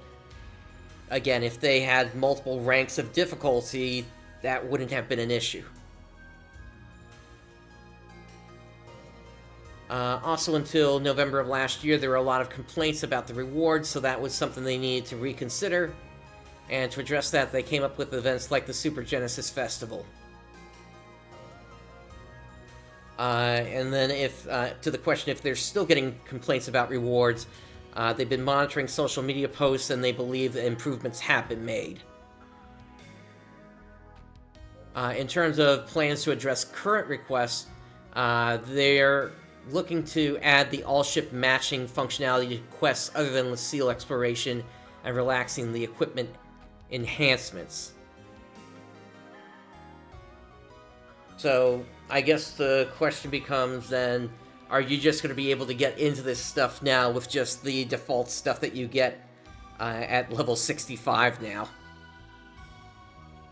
I have no clue. I am worried that's the case that they're thinking of, instead of making it easier to get the stuff. But at the same time, even if you give players the stuff to upgrade their equipment, you can't even trust them to actually use it. That's true. I think they even had an NPC say at one point that was one of the problems that was happening. And then also they said that that the creative space was well received. Well, it was received, but I think in one of the other interviews they were also admitting that they can't get players to actually stay using the creative space. Like what they say is like only about 7% of the player base consistently makes use of the creative space now as well. So they're kind of covering that fact up. Yeah, and I'm curious what their metrics are for that. Like, is it just players going into creative space that they're counting? Because if that's the case, then, they might just be trying to get their Genesis points for the week or something. That's basically what I'm doing. I know there's supposed to be a good amount of Genesis points, though, that come from the time extension quest. That's when I... Oh, yeah. I just found that out a while ago that I basically got 1,700 points in just a couple of runs. Yeah, so it's nothing to scoff at there. So it's it's just one quest that I still have yet to run personally, and I think the whole situation with the game has just prevented me from even trying it at this point. But anyway, moving on. So they say, 4Gamer asks, last December the Argenti series equipment were distributed to those who achieved the class level requirement. Are there still many players who are using them? Though recently many players have replaced them with items from the Rayar and crossover series, or Xover series, however you want to say it. And there are many players who are using weapons from the Aeoni Decalion series, which was a reward from the seasonal event. It seems there are players who are continuing to use the Argenti series because they don't want to spend their Meseta on equipment. I don't think it has enough power for the high difficult quests such as Dark Falls Dalian, but it's more than enough for the limited time quests. For players who are just coming back to the game, or players who have yet to get their desired equipment, we believe you can use the distributed weapons such as the Argenti series and the weapons gained through exchanging seasonal points, and then update your equipment in accordance with the pace of your gameplay. 4Gamer then starts to ask how many players are interacting with it frequently. So I think this might be what you were referring to here. So Daiki says about 50% of all our active users only visit other players' spaces, and about 20% of the whole are actively editing their space. And I'll agree with that one, because I have not touched mine except for just completing the tasks that are there for Genesis points, like adding one item to the creative space and then deleting it, and doing some other stuff like changing colors and things like that.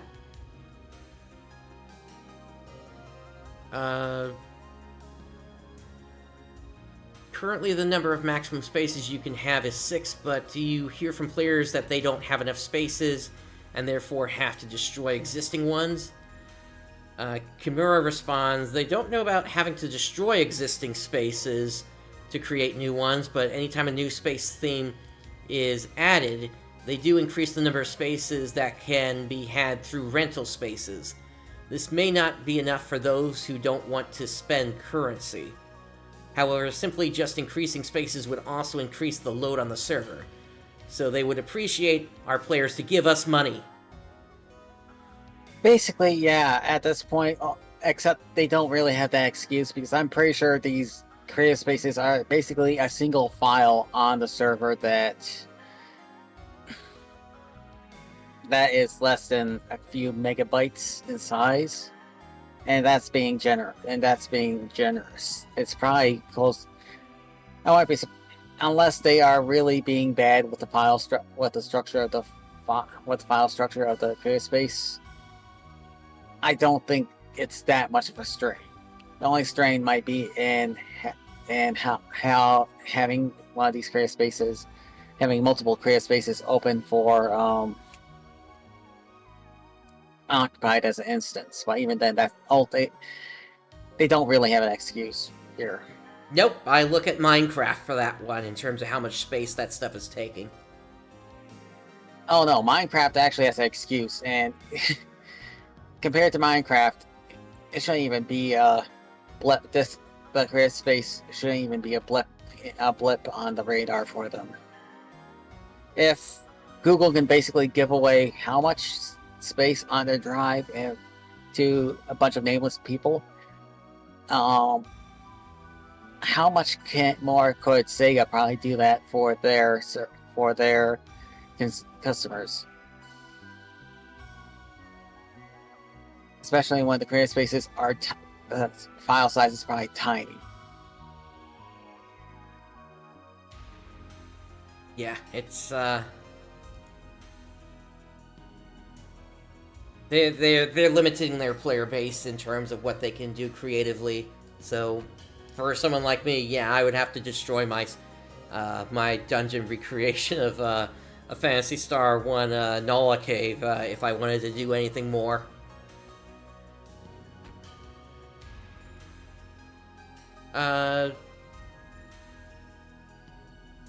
And then they go into what themes have been the most popular, and of course, 90% of players pick the Alio theme. You know, if I remember correctly, you have to unlock the other themes, so that makes sense. Yep. And also, as they mentioned, only 20% are actively creating, so that's 20% of, like, let's say we look at the Steam charts. Steam making up, like, around 60% of player base. That, which I'm been told it's 60% anyway. And the current active player base on Steam is basically averages around 2,000.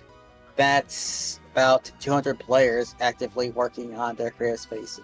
Oh no, 400 players actively working on their creative spaces. And I also half wonder if half of their statistics come from people actually fulfilling their weekly tasks, just filling up the space from the, you know, the weekly task where they say put down 100 new items in your creative space in order to get Genesis points. Yeah, ultimately that was kind of a poor question by 4Gamer there, since they did not really account for that one, or for those for the unlocking requirement.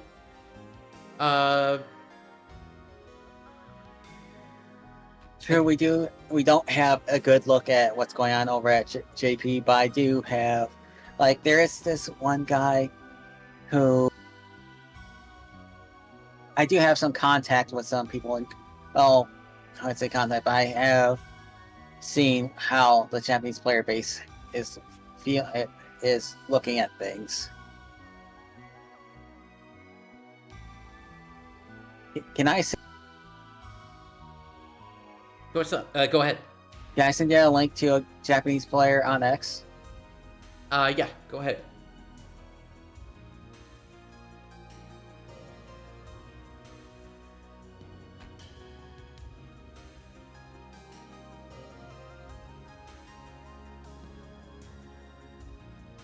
While you're doing that here... Oh, actually, here it is.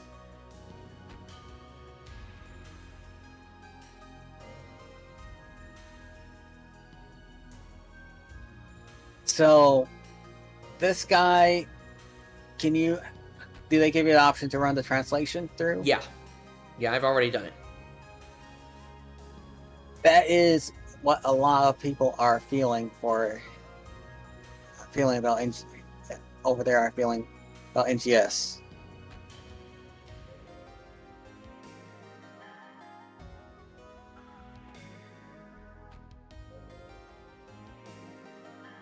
Yeah, it's so it's not just only us that's complaining about the situation of the game here.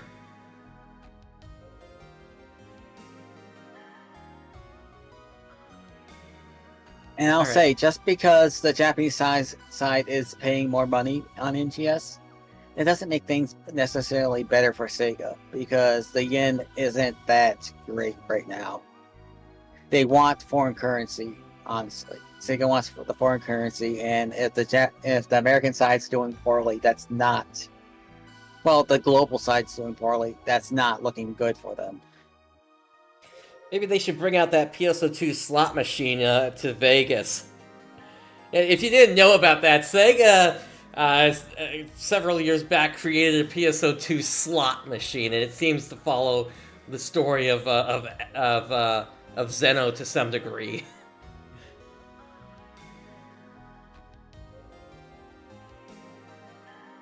Anyway, moving on. As for more build parts with special functionality, they're planning to implement a battle table for which players can play the line card game, and they went over that with us earlier today in the show. They mentioned the Japanese theme space before, but are there any future plans to add other themes that are not based on a region? very non-committal. They're going to look at how much usage it gets, and if it's well received, they'd like to consider it. The number of build parts has increased considerably for new and returning players. It feels like it'll take a lot of time to collect them. So are there any plans to ease the process of obtaining them? Kimura says they don't have any plans at present. Genesis points, which are necessary for exchanging for build parts, have become easier to obtain, and once you obtain a part, it disappears from the list, so they don't think it's difficult to understand. No mention of the SG build parts, though. Kimura, I'm going to give you a piece of advice. Don't use it. New players need something to work towards. Honestly, if they don't have something to work towards, they're going to leave the game earlier than you'd really like them to. And as I think we'll see here somewhere down the line, they are going to mention that they are having a hard time bringing new players into the game.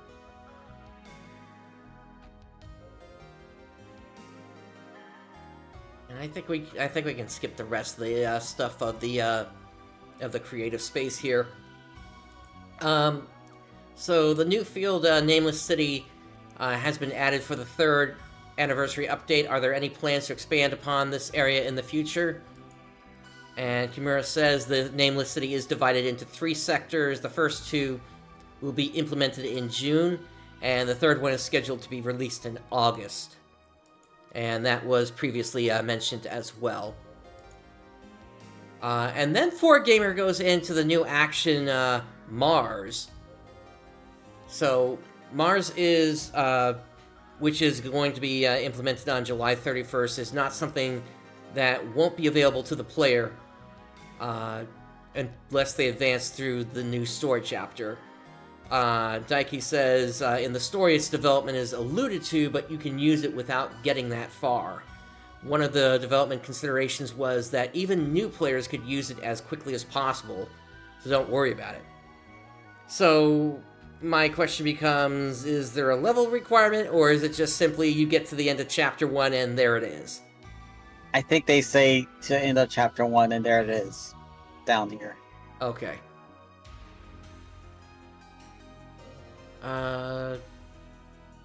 They then go into the details of how it works. So basically, the gauge takes a maximum of 9 minutes to fill, and it can be activated when the gauge is at 25%.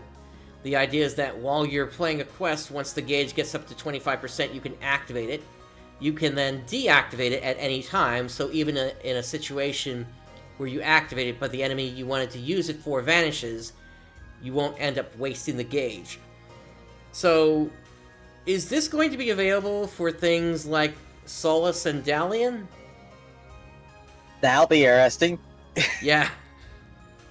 I'm curious what the DPS output is going to be versus just players doing their normal attacks. Like, is this just going to trivialize old content? Like, maybe even Trinitas, would it be usable in there? That would be funny. Yep. But then again, Dark Blast kind of did that too, as well. Yep. The problem with Dark Blast was it had a set power level that you basically built towards, and then once you built towards that, your base power was so powerful at that point that it just made more sense to do more DPS in your base form.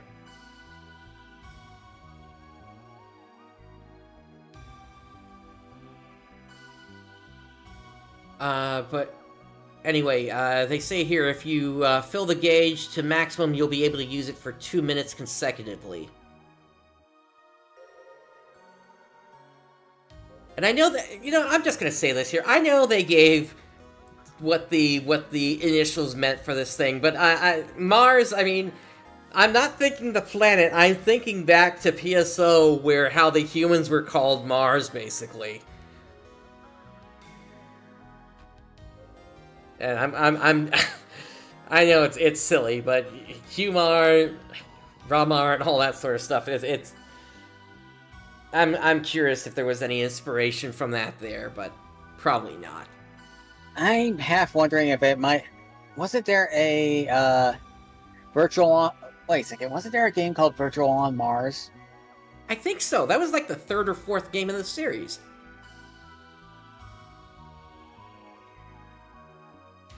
I mean, if we wanted to go really far... Go ahead. Yes, there was. It's a PlayStation 2 game. Yeah, I remember hearing about that. I mean, granted, if I wanted to take this even further, I could say the whole thing about the Ruby Bullet and the connection to Zillion and all that sort of stuff. But I that's beyond this conversation here. But yeah, so unlike Dark Blast, Mars has 4 different types of main weapons and 3 different types of sub-weapons. You can fight with a combination of 2 main weapons and 1 sub-weapon for these types. Also, while each Dark Blast form had decided actions, Mars's combo routes change in complex ways depending on the weapon combination used. Due to this, it takes quite a bit of practice to discover the maximum synergy, so they believe it'll be something that will satisfy those who like complex actions, as well as those who enjoy exploring combo routes. And then 4Gamer asked if it's customizable. Daiki says, as a growth element, there is something like a skill tree, as items acquired during quests can be converted into points and used to unlock skills. So wait, are we going to be feeding us like the mag? I guess. I mean, at least this is something that has, at least seems to have some sort of growth structure to it, unlike a lot of the other content in this game. Each weapon has its own skills, so it is customizable in that you can enhance the weapons you use the most. As with the current class skill trees, you can reassign points. I think players will be able to try out different things, look for what suits them best, and enjoy customizing this to suit the content. And then 4Gamer asks if the actions themselves, if they'll be quite special. And then Daiki follows up, you'll be fighting with a special armament, so it will be completely different from the normal player actions. It may take some time to get used to it, but they have prepared training quests for that purpose. And then, will the usage of Mars be limited to certain areas? So actually, it looks like they give an answer to this. We don't have any restrictions planned as long as it's an area where battles occur. So it can be used in the new field Nameless City, and of course in exploration sectors, battle sectors, and in quests. So yeah, it looks like you'll be able to use it in Trinitas then. Okay, the game's going to get broken in half. Yeah. But then again, they let you do this when you're heading into end of service as well. Yeah, it makes sense. Even in photography areas? It'll take a while to build up the gauge, though. So that's something to look forward to. The mobile cannon basically can only be used during quests, so that made taking pictures with it quite the challenge, 4Gamer said. And then Daiki follows up, the mobile cannon can be photographed in the Stia Trigger quests, but people want to take pictures of it in the open field. The Mars's actions are pretty cool, so please enjoy taking pictures of it in various locations. And then they go into Line Strike. So, let's see here. Chimera starts, those of you who have seen the card illustrations probably already know this, but it's based on PSO2 characters. Therefore, this is content that they'd like to use to celebrate the 12th anniversary of PSO2's launch this July. And then Daiki explains, for the system, it's a standalone minigame similar to the casino in PSO2, developed with the base defense quest as a motif. The game is played with 2 players, as each player has 3 bases. The rules are simple. players do battle using their cards, and whoever is the first to destroy 2 of their opponent's bases is the winner. As for the battle modes, you can compete with other players within your ship in ranked battle, or take on other players within your ship randomly in unranked battle, where the results aren't reflected upon your rank. The main draw could end up being free battle, where you take on your friends and players around you. They also have a mode where you'll take on an NPC with a rotating deck, so there will be a lot of ways to enjoy the game. We'll see how complex those NPC decks get, I guess. And then 4Gamer asks if there's going to be updates for Line Strike. Kimura says they're going to be launching with 100 cards, but they plan to add more new cards in the future. The timing may not be regular, but they'll consider it as they watch how things play out. Yeah, here's the other thing. If they're going to be end-of-lifing the game, then it's odd that they put this much development time into Line Strike. That's a point, but at the same time, they did add luster right at the end of PSO2 as well, though. That's true. It's very possible that we will see... They will work on something on the possibility that there may be an extension of the game's life. But we also don't know what else that they might have. We don't know. We honestly don't know what they're doing. End of life might be we might be heading into end of life. We might be heading into end of an era as well. It just might be. We might be looking at a realm. It's just a case we don't know quite what's going on, but it's pretty clear things can't continue as they are at this point. Agreed. All right. And then they continue to go more into how Line Strike works here,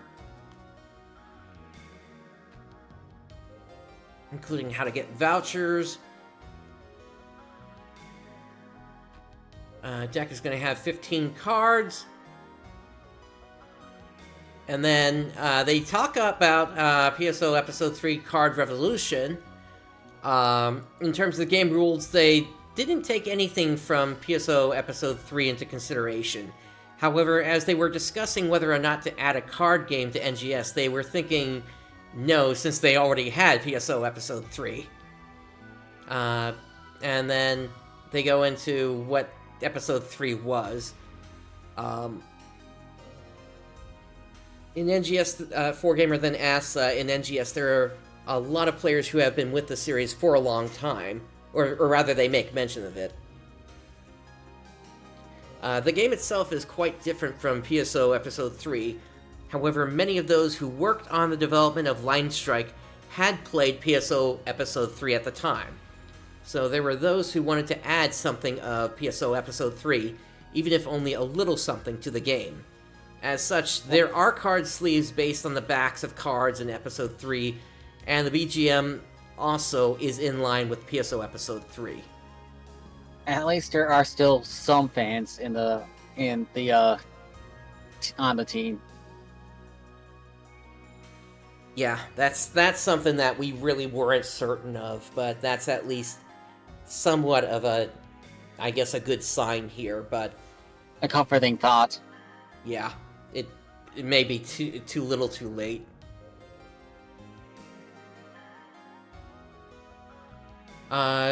They also bring up that, or 4Gamer brings up that PSO2 also had its own trading card game. And Kimura says that the card illustrations in Line Strike are taken straight from the trading card game.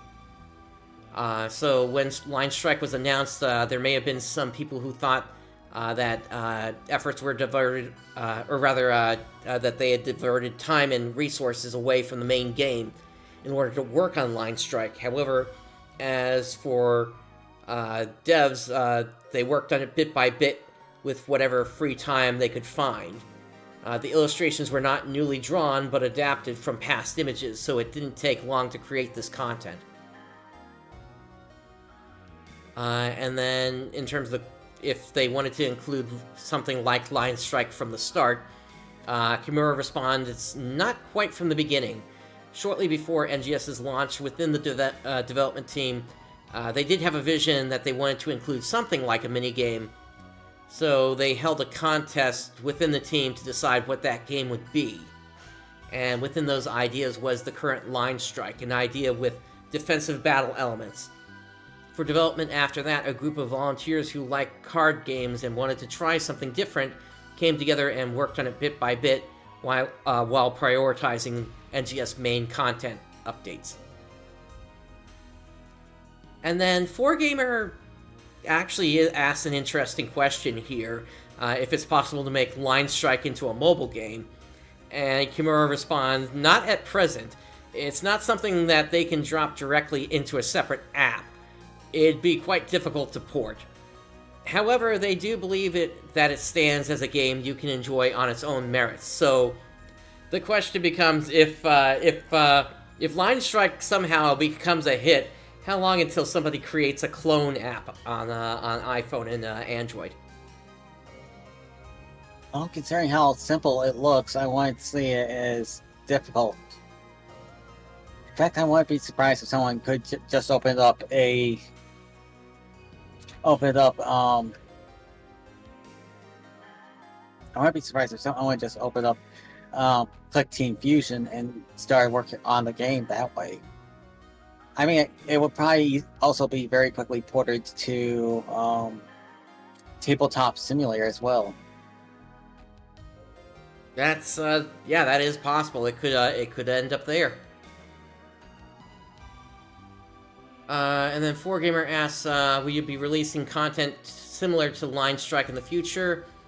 Kimura, if they had to choose between whether they'd like to or not, they would like to, but it did take quite a long time to develop Line Strike, so they really can't say anything either way. When they started work on Line Strike, they had no guarantee they would ever be able to actually finish it.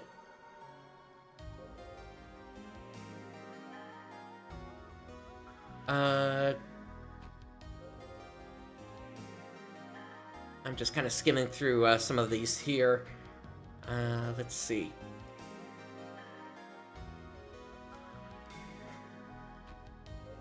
And they start to go into things like character creation here.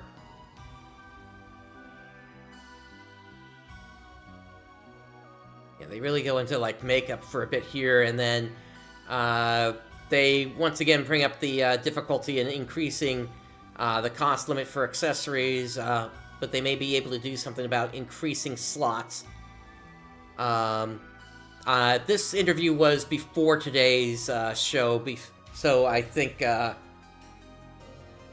may have made their decision on that one. Yep. And then, well, I can't say I'm too. Honestly, I've seen some of the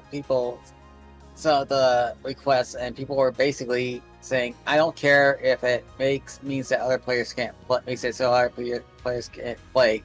I want my cosmetics," and that kind of attitude I don't really think should be rewarded. Yeah. Continuing on, 4Gamer asks about the character creator data for NPCs, and that there are certain NPCs that don't exist yet. And Kimura responds that the character data that hasn't been released due to specifications. At the time, they didn't anticipate distributing the character data, so they ran into some issues when trying to create data that could be reproduced. And that if they change the NPC data so that they can be made in the character creator, they'd have to remake all the cutscenes, so distributing them would be quite difficult. In other words, they didn't build the characters using the NGS character creator. They custom built all the characters, and as a result, that explains why so many people were having trouble with the NGS faces from the start. Yep. Also, Xander, we try to avoid referencing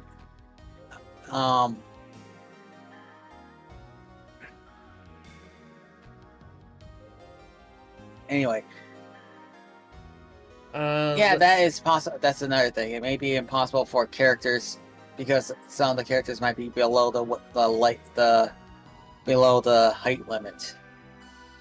Yep. And we know that the global version has its height limit lower and artificially increased because you can get characters that small on the Japanese side.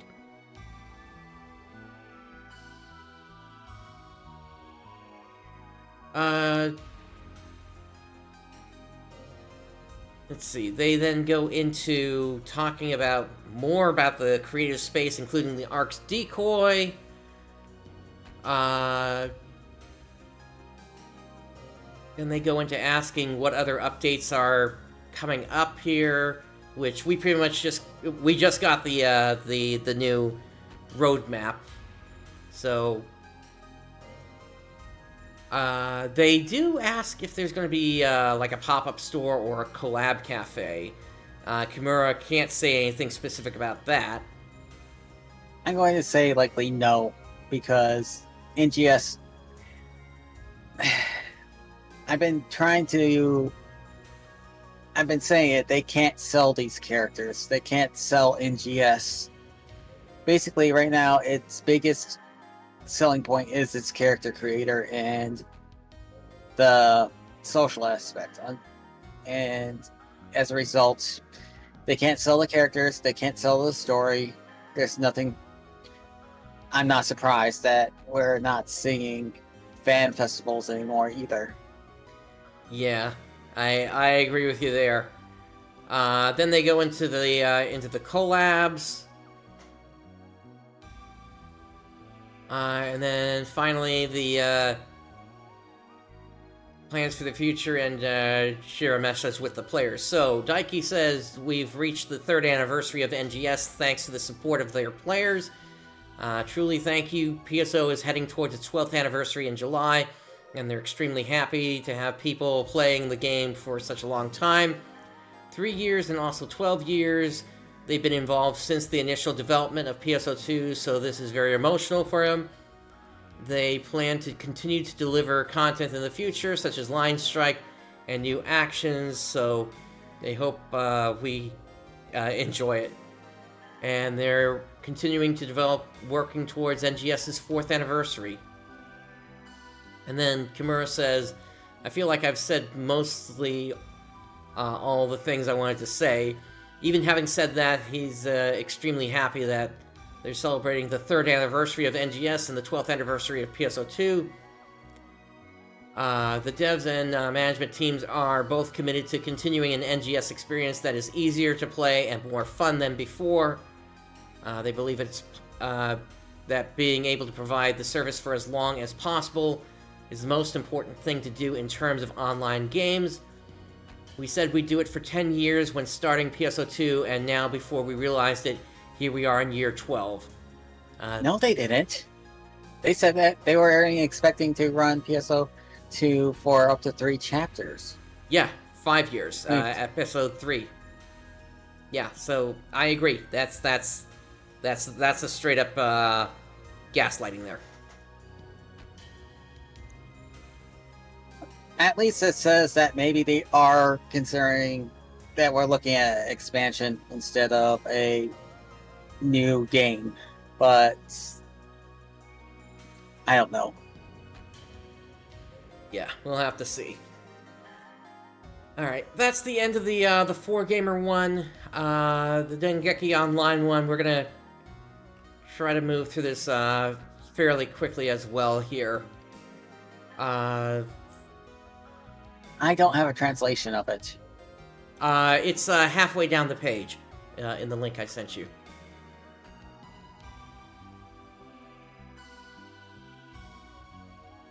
Let's see. So, one thing that they mentioned here, Daiki says, one thing I regret is that we created an environment that made it difficult to play due to a series of content that had a high entry barrier and content was too difficult to participate in.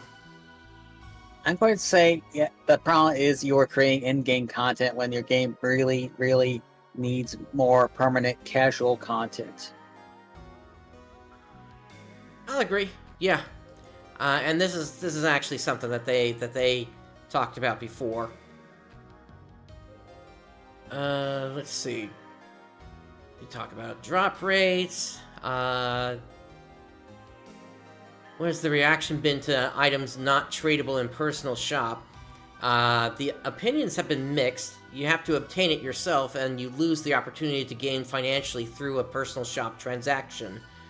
They're creating distribution plans that aren't biased towards either easy to obtain but unable to trade, or hard to obtain yet sellable, based on each content's characteristics. And then Kimura said there are players who would like to sell drops for weapon types that they don't need. Yeah, that's kind of the thing. If it's and Phantasy Star Online, in the original Phantasy Star Online, there was no restrictions on trading items at all, as far as I remember. You could, and that was kind of necessary because you would quite often get stuff you couldn't use, so you would have to trade it to other players to get equipment that you could use for your class. Yeah, it came down to the section ID that you had in PSO. So it's kind of stupid that they don't realize that they kind of have to make sure that players can trade their equipment so that they're not stuck with gear I mean, imagine getting a wind guard. Imagine it being a situation where, like, you gotta get the wing guard weapon, but it's for a class you don't play at all. In fact, it's for a class you absolutely hated when you tried it out, but you couldn't trade it either. You basically got this gold brick that no one wants. Not so much no one wants, but you can't give away because of arbitrary limits the game put on you. Yep, that sort of happened. Go ahead. I'm just saying, once again, let's bring back the collection file. Let's bring back Zeke and have him able to transform our weapons from one type to another. Yep, and that issue sort of happened with Aegis, actually. Although at least you had a way to trade 5 for 1, but you still had to get 5 of the ones that you didn't want. Yeah, but it still worked out, and the drop rate was decent enough that you could actually pull that off. The Aegis drops actually felt the closest NGS ever got to actually having the austere weapon series.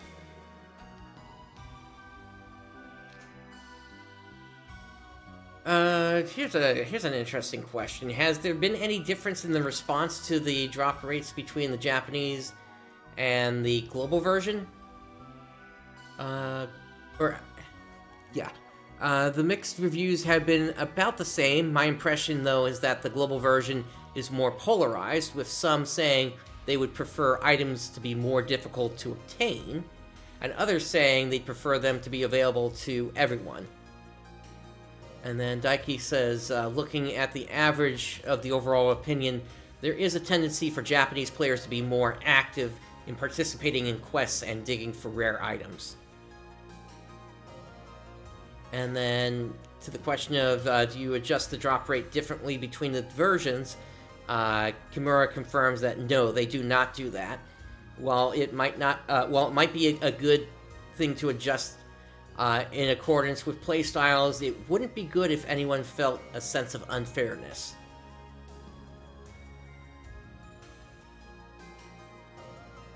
And then this isn't related to the drop rate, but there are differences in the amounts of star gems that can be obtained due to the various campaigns. In those cases, we create opportunities for those who didn't get as many in order to balance things out.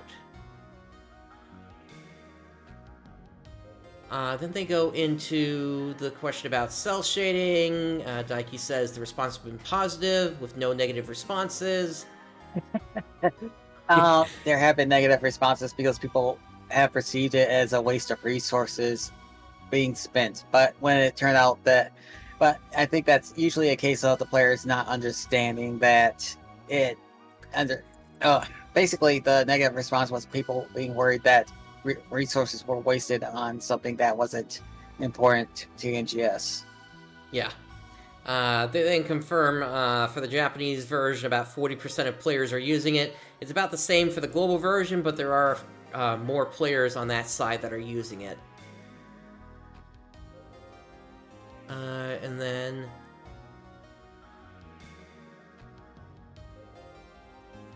could it be that the Japanese players are more used to how the characters look? Kimura says the global version has a higher ratio of new players to active players, so it could be that they have the opportunity to choose the display method first. That plays a factor. Compared to those that started at the start of NGS where there was no cell shading, and that just eventually became an option that you could turn on.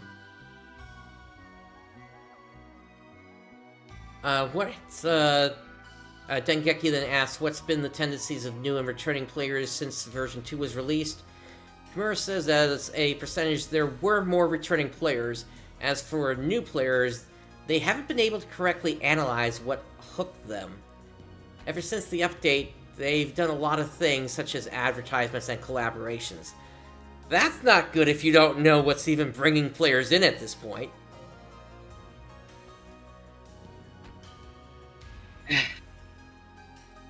So, both sides of the game know about...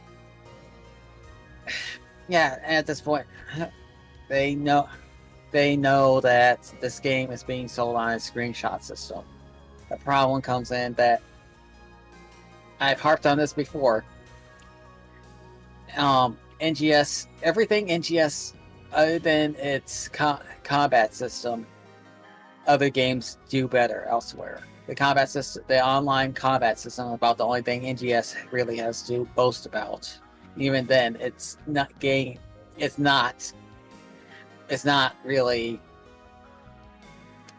going to be holding that title for much longer. Yeah, they need to do something, because other games are going to start passing them by real quick here, unfortunately. They then go into a series of questions about Japanese exclusive events that happened for collabs. They then go into the Super Genesis festivals, which we covered in the other article.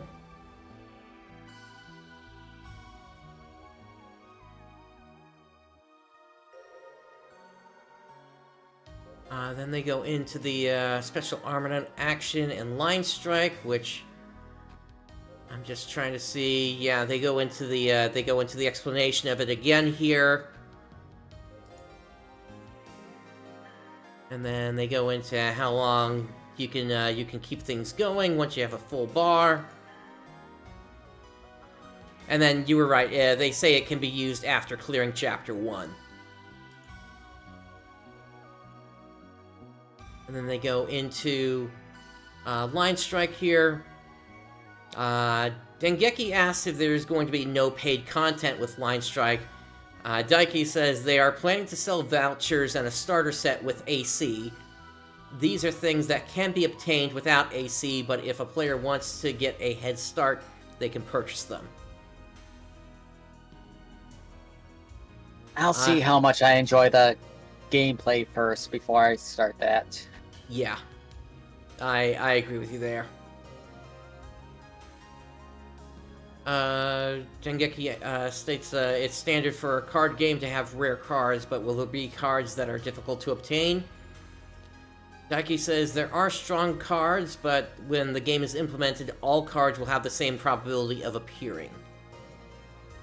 But then Kimura follows that up saying that some have foil versions.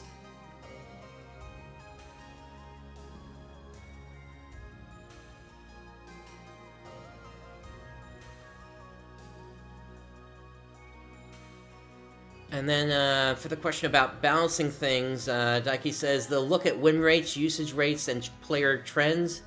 But basically they'll balance things on the performance of new cards. So they didn't give us a set time on when they're going to introduce new cards, but whenever they do, that's when the meta is going to change then.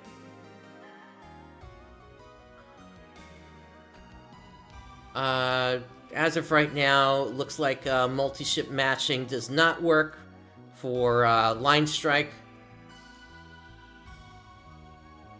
And then they go into how the development was done outside normal work.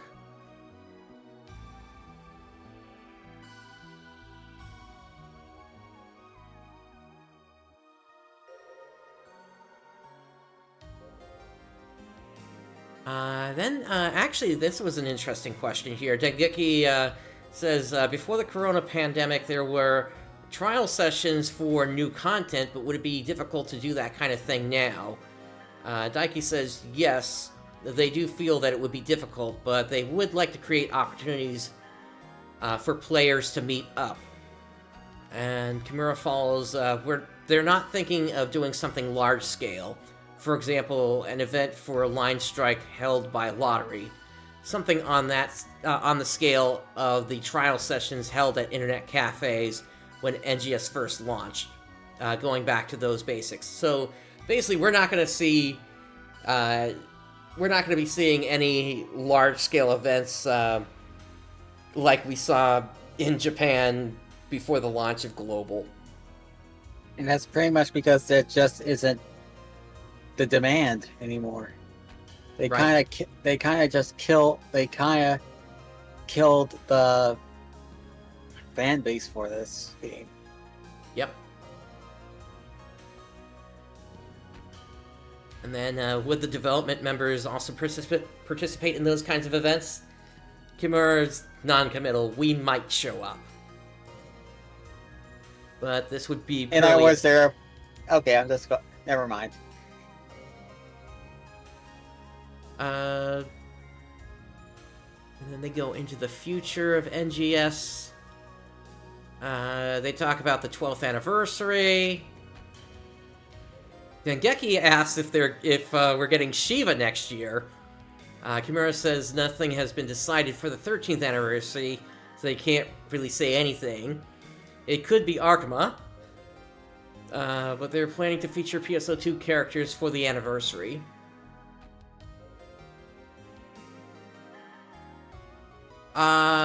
Okay, so this question was apparently mistranslated, from what I understand. Yeah, Arwen or Xander here basically explained that it was supposed that basically they haven't added in any new voice tickets since the launch of Global, mostly because they can't really port the voice tickets over easily for Global. They can't have, it's like there's some sort of misunderstanding about the Global side not wanting Japanese voices. I don't get it, because as far as I know, everyone would actually prefer to, anyone who's playing NGS probably doesn't mind Japanese character voices. So it's just a weird thing where weird hang up where they want to provide, where it seems like they want to provide both the Japanese and English voices for a card, for a ticket. Yeah. Right now, as far as I'm aware, there really aren't many tickets that are English voiced at all for Global.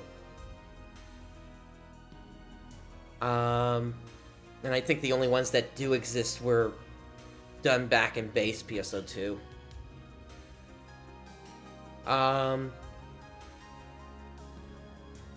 They do ask about are there any collaborations that target just the global players? But basically, Kimura says that while they do consider how familiar the global version players are to an IP, they don't think about collabs separately for the two versions. That is probably wise, because the global players usually complain when they get excluded. Yep. And then they also further say, even for the global version, there are many players who have a deep interest in Japanese culture, so they respond well to IP that is popular in Japan. However, there are subtle differences. For example, weapon camos based on real guns are more popular than it is in Japan. Okay, at least he has a pretty good understanding there. You know, something I was worried about. Then Dengeki asks if there are any plans for new classes and weapon categories. Kimura says they're considering it, but there's nothing that can be announced at present. And then they go into... Well, the last time they said we're not adding any new fields, basically the player base reacted so negatively that they next headline said, yeah, we're working on a new field. So it's kind of like they don't dare say, yeah, we're not going to add any classes, we're not going to add any new fields, because the player base might actually get grumpy. Yep, that's for certain. It's like when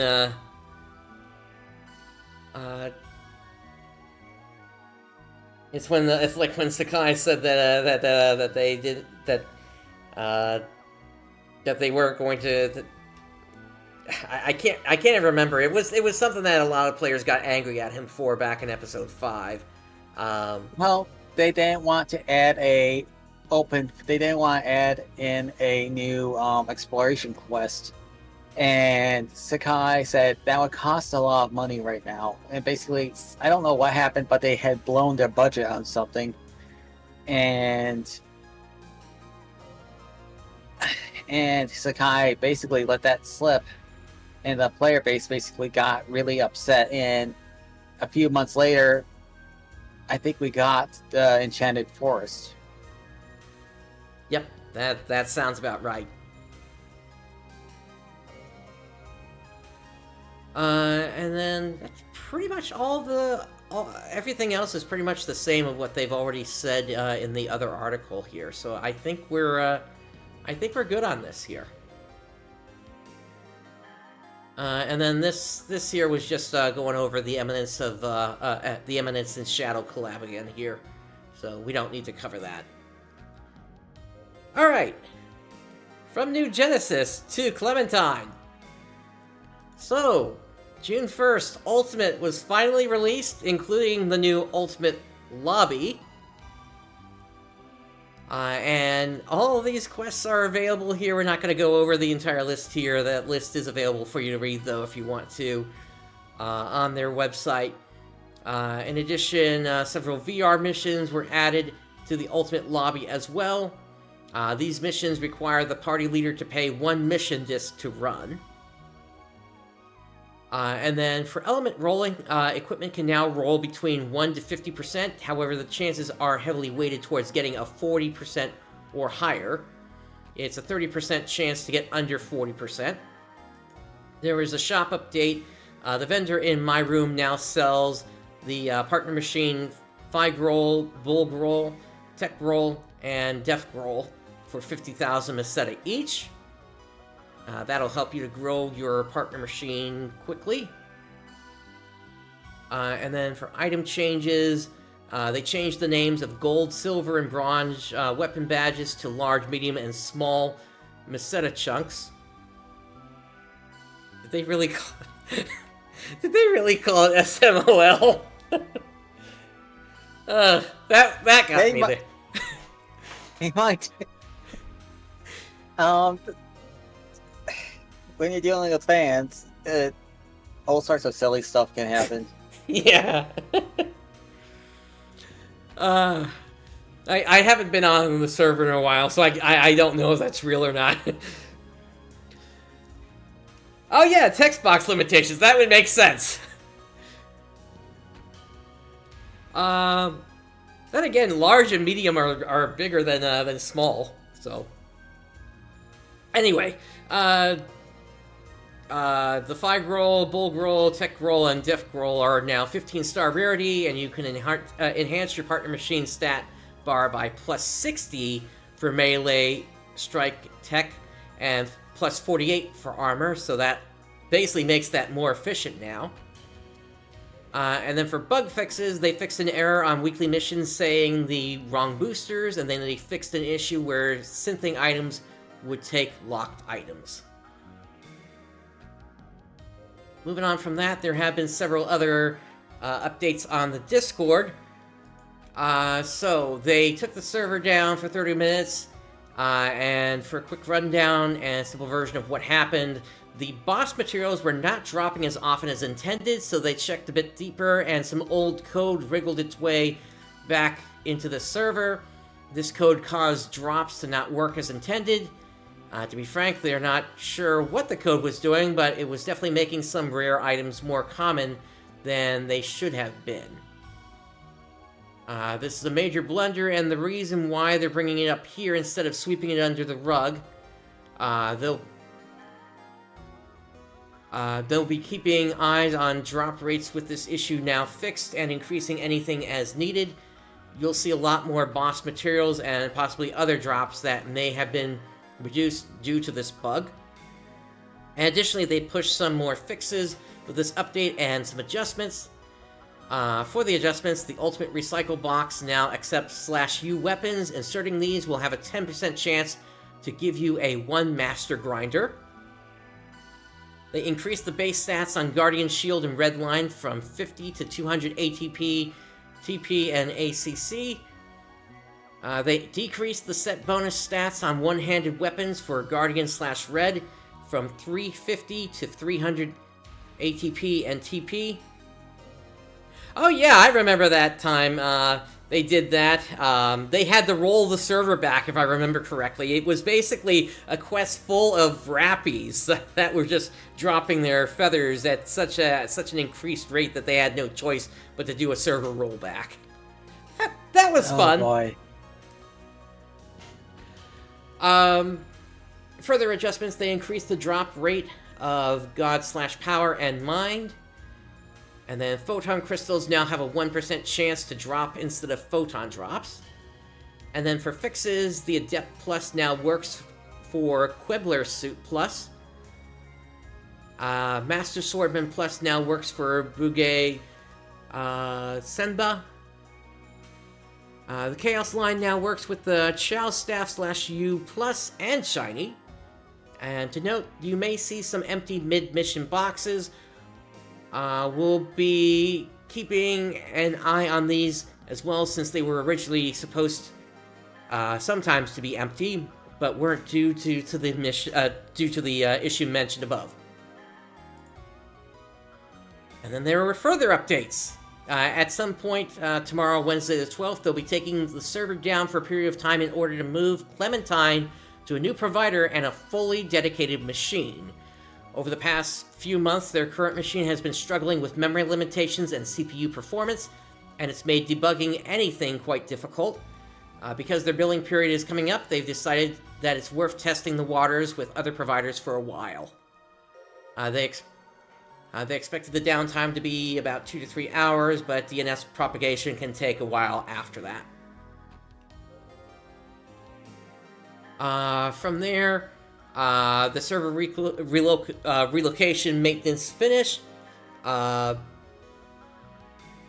They moved from the East Coast to the West Coast, temporarily or permanently, depending on how garbage it ends up being. Importantly, the machine was upgraded significantly from 8 cores to 56, and 8GB DDR3 to 64GB DDR4, effectively giving Clementine and everyone working on it room to breathe, and Starfish to their heart's content. You're likely to feel a shift in latency, though I wouldn't expect it to be overly noticeable. For them in the UK, it's very samey. Latency should improve for Japanese players. US players, you have it the best anyway, be quiet. Honestly, that game really didn't matter for latency that much. Same for PSO. Those were developed with not necessarily having broadband in mind. They were literally developed with the idea of dial-up in mind. Yeah. I mean, technically you needed a broadband adapter for the PlayStation 2, but yeah, you could get away with dial-up on those. Unrelated, but was given patch notes. They added the ult units to the rare drop banner. Grenabit S can now be frozen in Ultimate. Kurtz is no longer immune to launch on Ultimate. They fixed some immunities on Koltova, Polti, Govara, and Jarva. Reduced the HP of Svaltis Champion, and reduced the HP of Grenabit X.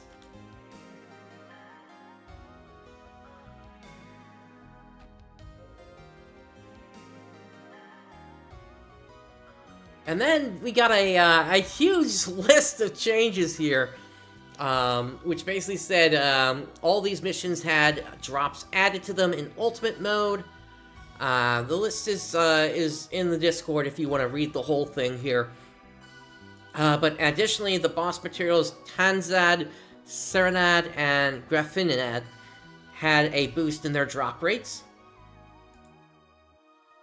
And then lastly, along with this week's boost rotation, the rare drop rate has been bumped up to 33% from 20% to celebrate Sonic's 33rd birthday. The Sonic titles are also now active. If you haven't earned them before, you'll be able to earn the titles now by killing enemies. And they went to reboot the server in order to enable the Happy Birthday Sonic screaming contests for players. And then they fixed the Red Mind Star not working with the Red Set bonus. They fixed the Pinko Card Star not working with Red Set bonus. They fixed the Bugai Senba Plus Set bonus not applying the Katana weapons, and added a green tile and wood tile room items to the room decoration shop.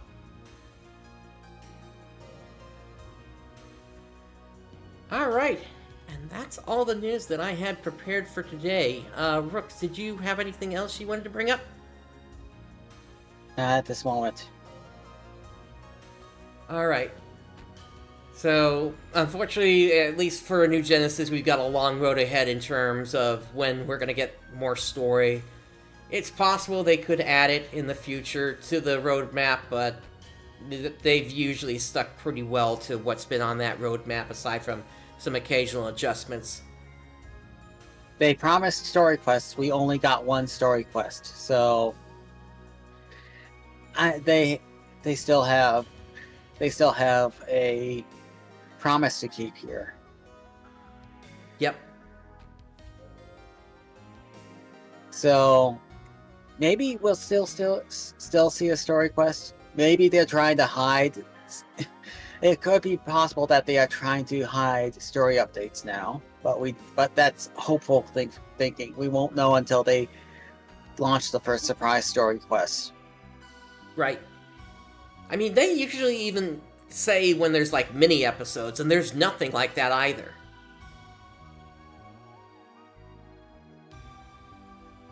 So either, I don't know, maybe they just came to the conclusion that they couldn't salvage the story and just said, okay, we're ending it. Or, I don't know. And DGVR, yeah, I'm glad to hear that we're not the only ones talking about this here. This really is ridiculous. But anyway, that brings us to the end of this episode. On behalf of Rooks and myself, thank you for joining us today. Day has dawned. Have a great day, everyone.